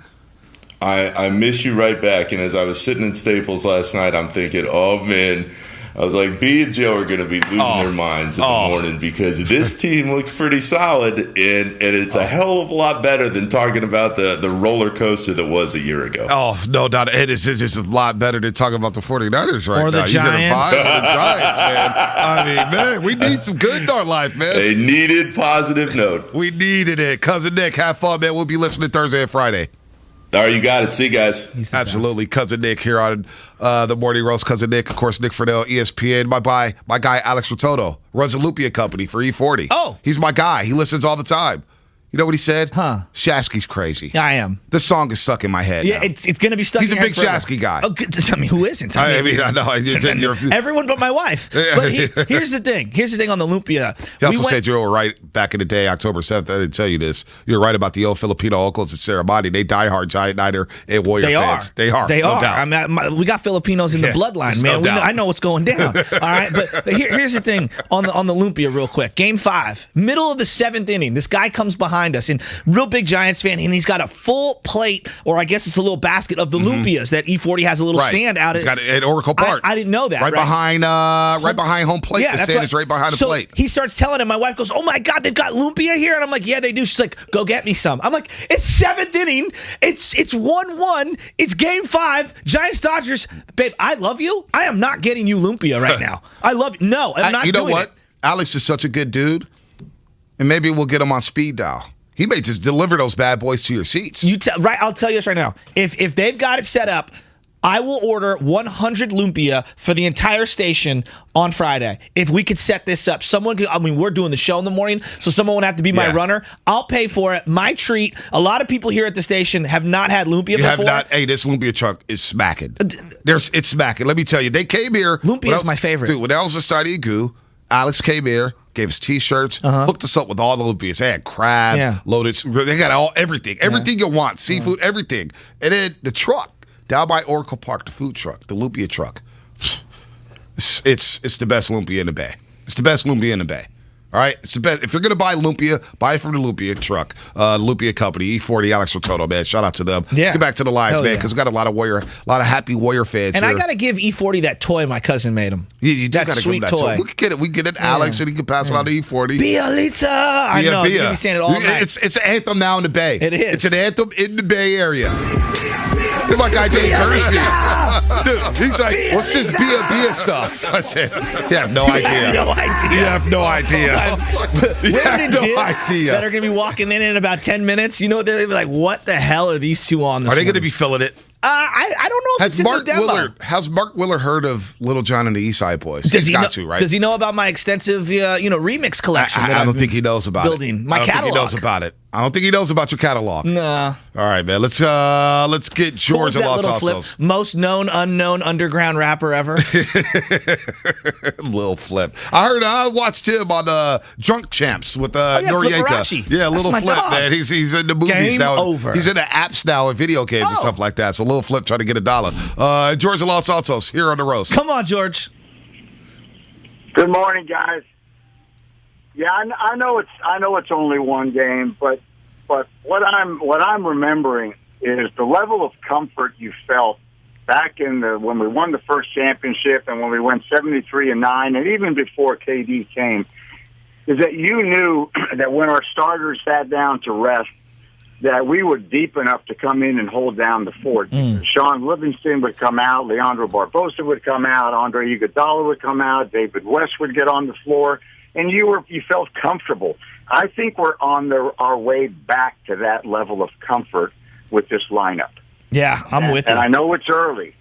You got the perfect blend of youth and veterans on this team.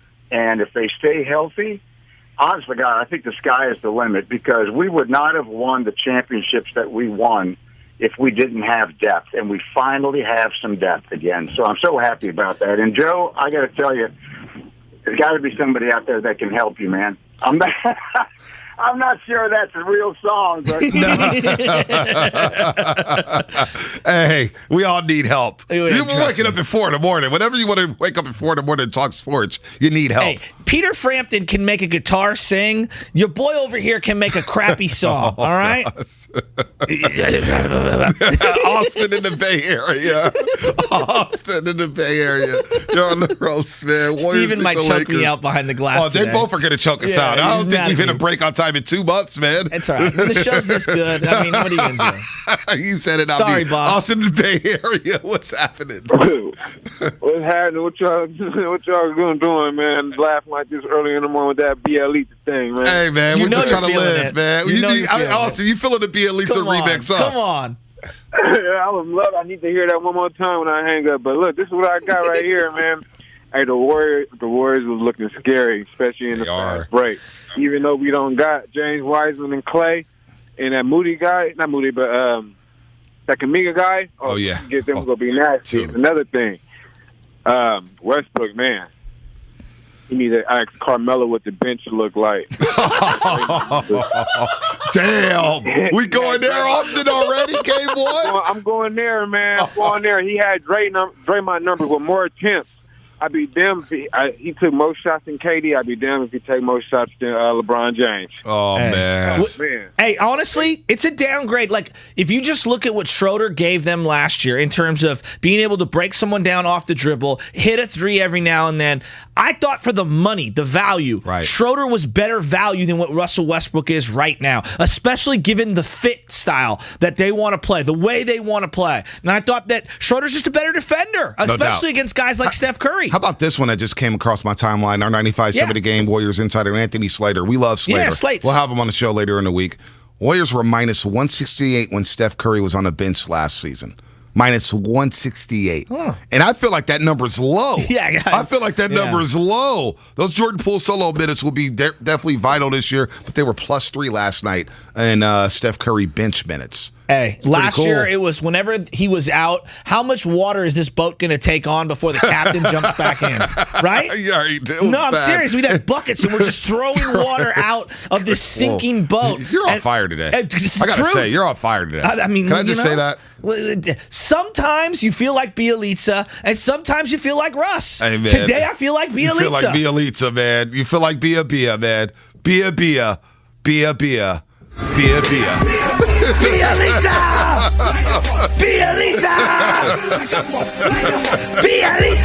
Oh, man. I don't care if he does nothing the rest of the year. I don't care. We got that game yesterday. One walk-off. Right. We got the double-double. I mean, the first Warrior since 1981 when Sam Williams dropped the double-double off the bench, baby. That's right. The great Sam Williams. Best part of the game for me was LeBron on the ground thinking about, like, how hard do I have to sell this foul to get a flagrant I went to the restroom, dude. I was like, this guy. When he did that, was in reruns. I went to the restroom. I was like, I just can't watch this. It's the theatrics for me. It's just too much. He's so it's great. Too much. I like, and look, it's trash. I'm not one of these people that like, Jordan would never. But the reality is, Jordan literally would never. Yeah. He would never act the way LeBron. LeBron is berating the official. Ball clearly went out on him, and the referee looked at him and was like scared, to call it off of LeBron. They catch LeBron on the mic. Hey, no. Hey, no. Hey, just hear him all the time. It's just like the hot mic is always hot with him around, dude. It's just, and you knew no doubt that Bielitsa was going to get called for a flagrant. There's no doubt. There's no doubt. He hit LeBron twice. If you're going to hit LeBron, get your money's worth. You know how they got like Making a Murderer on Netflix, and there's like these crime docs where they interview all these like local district attorneys, and you're like, how can the judicial system be so so transparently awful? That's the same way I look at NBA officiating when it comes to LeBron James. No doubt. It's so transparently awful. So One day someone's going to put a doc out for the last couple of years of just the entire Laker. It's every call. They're crying. They're whining. You know what? Vogel screaming every play. And that's why it was so funny when Kevin Harlan was like, that's the 5th foul of LeBron James. I was like, there's no way he has 5 fouls. Like, that's 5 fouls. Like, nah, dog, he's got 2. LeBron's never in foul trouble. Ever in foul trouble. Let's go to Jordan in Oakland. Then we'll get to Rich and Fremont before the crosstalk here on the Morning Roast on 95.7 The Game. Jordan, what's happening?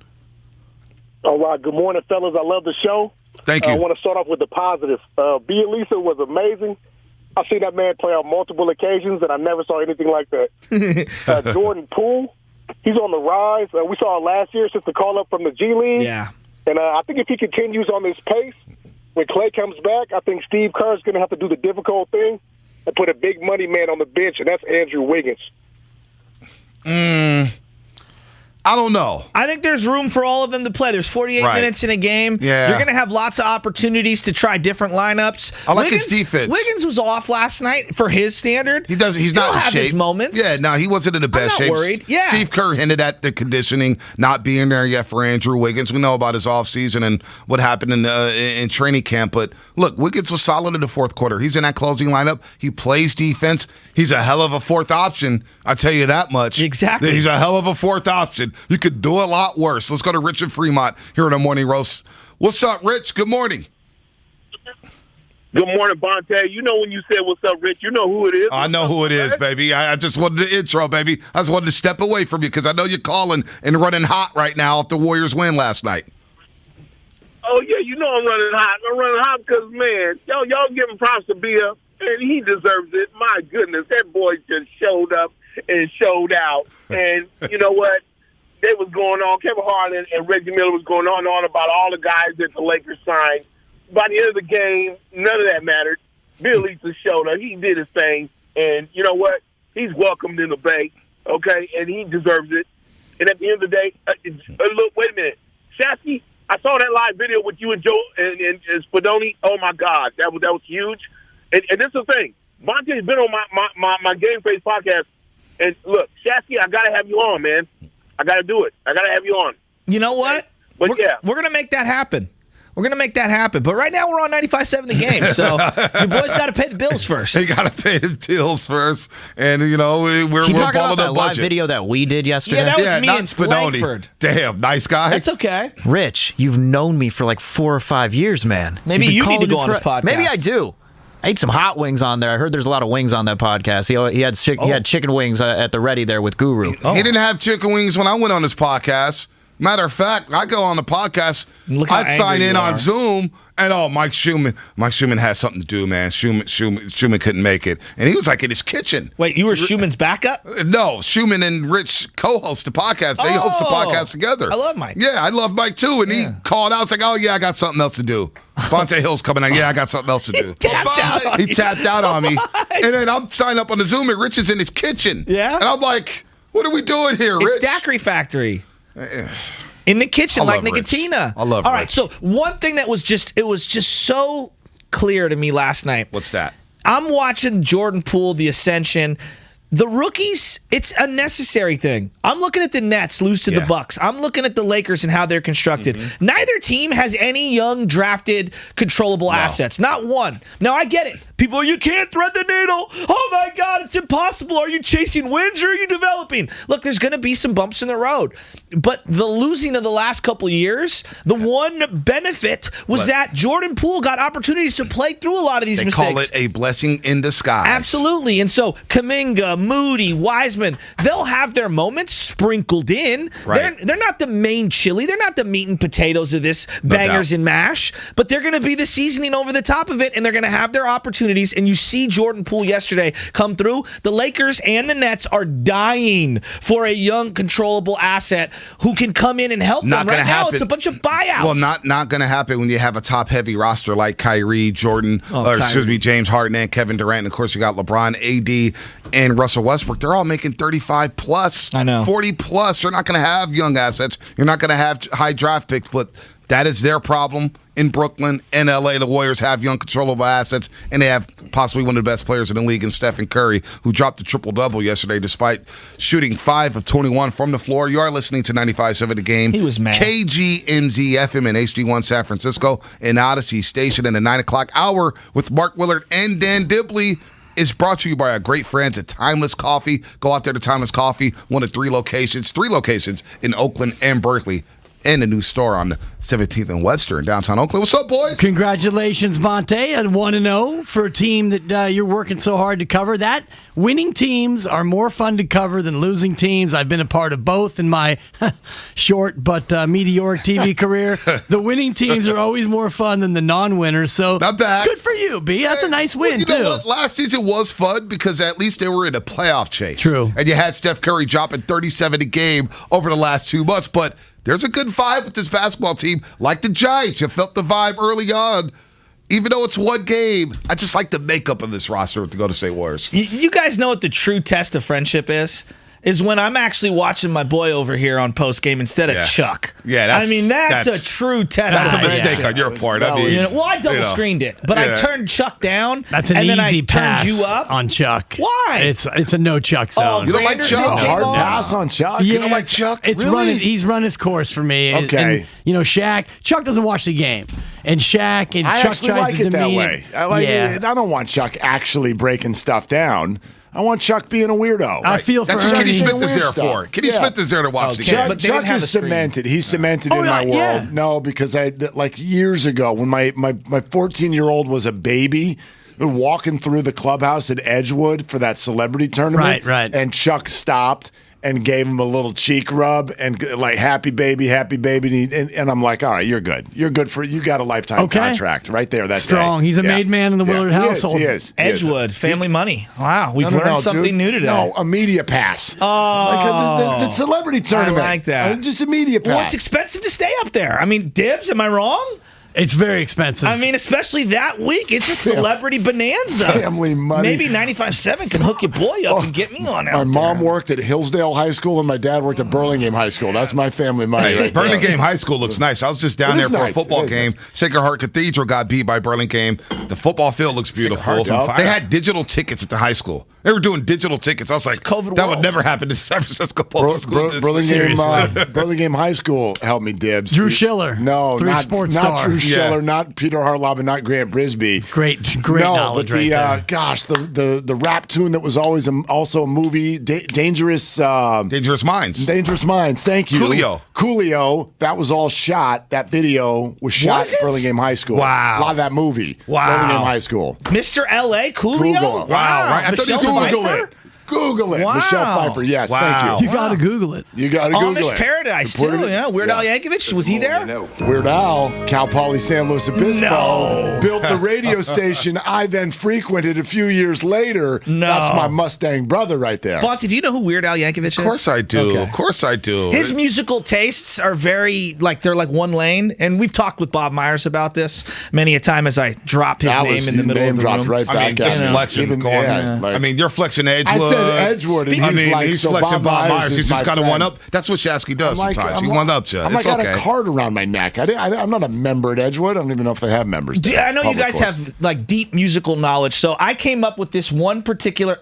He's shaking his head. We're gonna have to pull this up. No. Great job, Spadone. Deleted everything off Audition. Great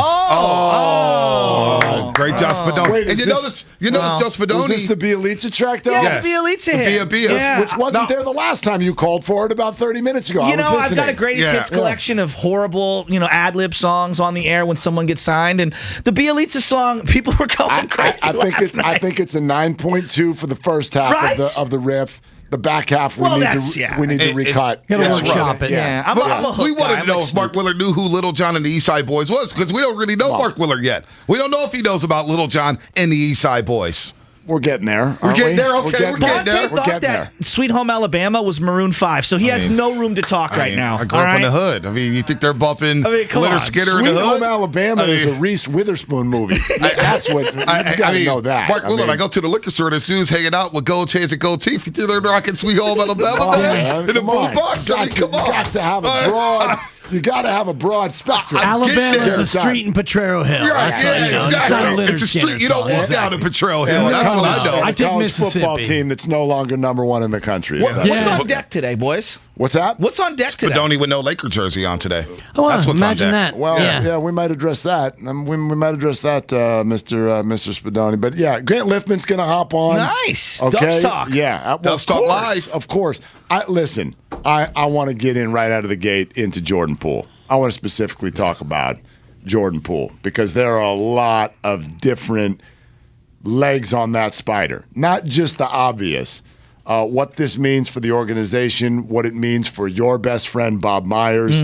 When you look back at the draft strategy and the way the Warriors have gone about that over the last decade, I felt very, very encouraged. It's one basketball game. I agree with you guys. Russell Westbrook looked awful.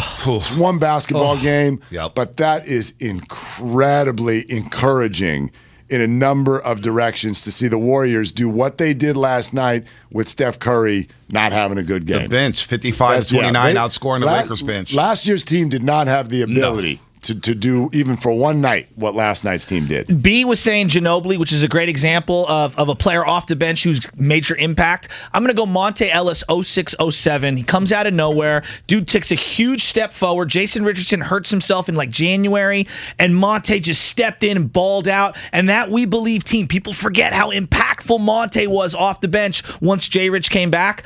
He's taking the advantage of the opportunity in the same way. The style of play is totally different. All right, Grant Liffman joining Mark Willard and Dan Dibley. What else you guys got before we get out of here? Kim Inman's going to jump on too. We'll make sure we check in on what's going on with the quarterback situation. What is going on with the Niners? I got to listen to that one. Start Tune calling in. you scam Inman.